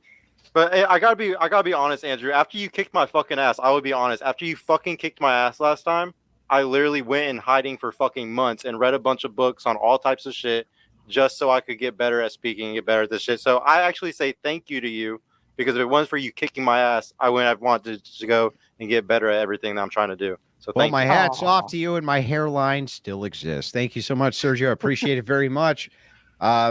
And, we'll do stuff in the future too, man. Don't be a stranger. $10 from Joseph Newton says, we still love you, PWF. No homo. I appreciate the no homo at the end. Yeah. $10 from Salvo, who says, what I don't get is if Adam was, I'm sorry, if Adam was good at pickup, you'd use it once, unsub, then marry. If he was bad, you need his advice all the time. Talking about Adam Lyons? Is that? Yeah, who are we talking about? I have no idea. That's just what I don't get is if Adam was good at pickup, you'd use it once, unsub, then marry. If am I supposed to argue on Adam's behalf? I have no idea. I'm just reading the super chat, bro. Yeah, I don't really know what we're talking about. Nor am I Adam Lyons. So Okay. I'm not really arguing on his behalf. Huge $50 super chat from Tolerant Karn, who says, Andrew, you did me dirty. I actually got ahead of you on shots and cigs, but you shamed me publicly, you son of a bitch, but I loved it due to the logic. When does the Gavin interview post? That'll be soon. $100. Andrew, you doing an interview with Gavin Newsom? That's awesome. Gavin McGinnis, bro. $100 comes in from Brunswich, I think. Huge super chat, crowns in chat for him, $100. This is not a good look for Alex, constantly making remarks, taking everything so personal. He needs to step back and take a breath. Doesn't matter who thinks who won. The remarks are childish. Look, I'm going to say it again publicly. Alex, PWF, is a friend of mine. This is a contentious debate, but this is my job. I don't take any of it personally, and I don't hold him to any type of I'm not holding him to anything. Okay, it was a debate. It got heated. It happens. I still think he's a great guy. Yeah, $20 from RC says, Can I even make a fucking consolidatory point? Sorry, I'm sorry. I was just reading through the super chats because you have to go. Go ahead, man. Yeah, no, it's all good. I don't really give a shit. I mean, am I going to debate Andrew personally, probably not for a minute. You know, I'm gonna need to send him like some pamphlets and answering questions. But no, I digress. No, I mean, look, it's all good. There's no hard feelings on my end. I've had some very heated debates, and it never really affects me. Yeah, I mean, it's all good. I don't really give a shit either way. And then $20 from RC says, congratulations on your baptism. God grant you many years. I'm going to let you guys go with that. I still have super chats flowing in, but we'll be here for most of the night if we just stay on those. Damn, so. dude. All right. Let me go ahead and close this out. For starters, this was like listening to mom and dad argue, and I feel like I was sitting in my bed crying the whole time. Who was dad? Hang on. Who was dad? Honestly, you're both moms at this point. But that's some bullshit, Sarah. You know, Andrew, you're a married man. You can't have another woman call you daddy, okay? That's not really part of your faith. It was entertaining nonetheless, but it did become a little circular. I think the issue started with the miscommunication or the misunderstanding about whether we're arguing content creators or the actual red pill in itself and whether it does harm for good, so on and so forth. We went through defining the red pill. We went through prescriptions, descriptions. If I ever fucking hear the word obfuscation ever again, thanks, Alex, because I swear to God, you drop that word every 10 seconds. Why don't you stop obfuscating, Sarah? Why don't you stop obfuscating? I just don't know what to do when someone refuses to answer a question. Like, but because it was not defined, I know the question was asked, it was not defined. To my understanding, it's like muddying the water. It's like switching around the argument and kind of making it unclear to make it confusing for the other person. So to those who, Andrew, correct me if I'm wrong, but that's the definition of it. Appealing to authority. I know that was not defined either. Appealing to authority is what commercials, like companies use for commercials, celebrities, they get celebrities to come on and say, buy this perfume. You're appealing to authority. In any event, thank you to all the panelists. We have Ashley, not your everyday Ashley XOXO. You are here on her channel. Don't forget to hit the like and subscribe button for her. Please don't forget to subscribe. And thank you so much, Ashley, for having me on this evening, inviting me to this debate. I appreciate it. They don't always go how people think. They don't always go how people think, but I did want to instruct my audience to do that. I'm just saying. Are you really going to get mad at me for that? You can't get mad at me for that. Like, you interrupted me. Okay. Then we have also. I had fun. I liked it. Shut up, Sarah. I'm shilling the channel. What are you doing? Up, Andrew. Then we also have Alex from Playing with Fire. You can go check his channel out as well. He is a PUA. Then we also have Purple Pill. You say it as if it's like a cigarette warning label. He can cause you cancer. We also have Sergio for Purple Pill Pod. I've only just kind of recently been introduced to Sergio. He was on my channel last week. He is also a PUA. I'm not a PUA. I'm not whatever. He pretends to not be a PUA, but he talks about PUA. I don't. Hey, no. I teach if a guy goes up to a girl, it's simping. So I never teach PUA ever. And then last but not least, we also have Andrew from the Crucible. So please be sure, everybody in the chat, to go to all of those channels, like, subscribe, check out their videos, check out what they do. I think everybody here kind of at the end of the day had a good time, no matter what. It was circular, it was ridiculous, but overall it was entertaining nonetheless. And I am Sarah, the Raging Tomato.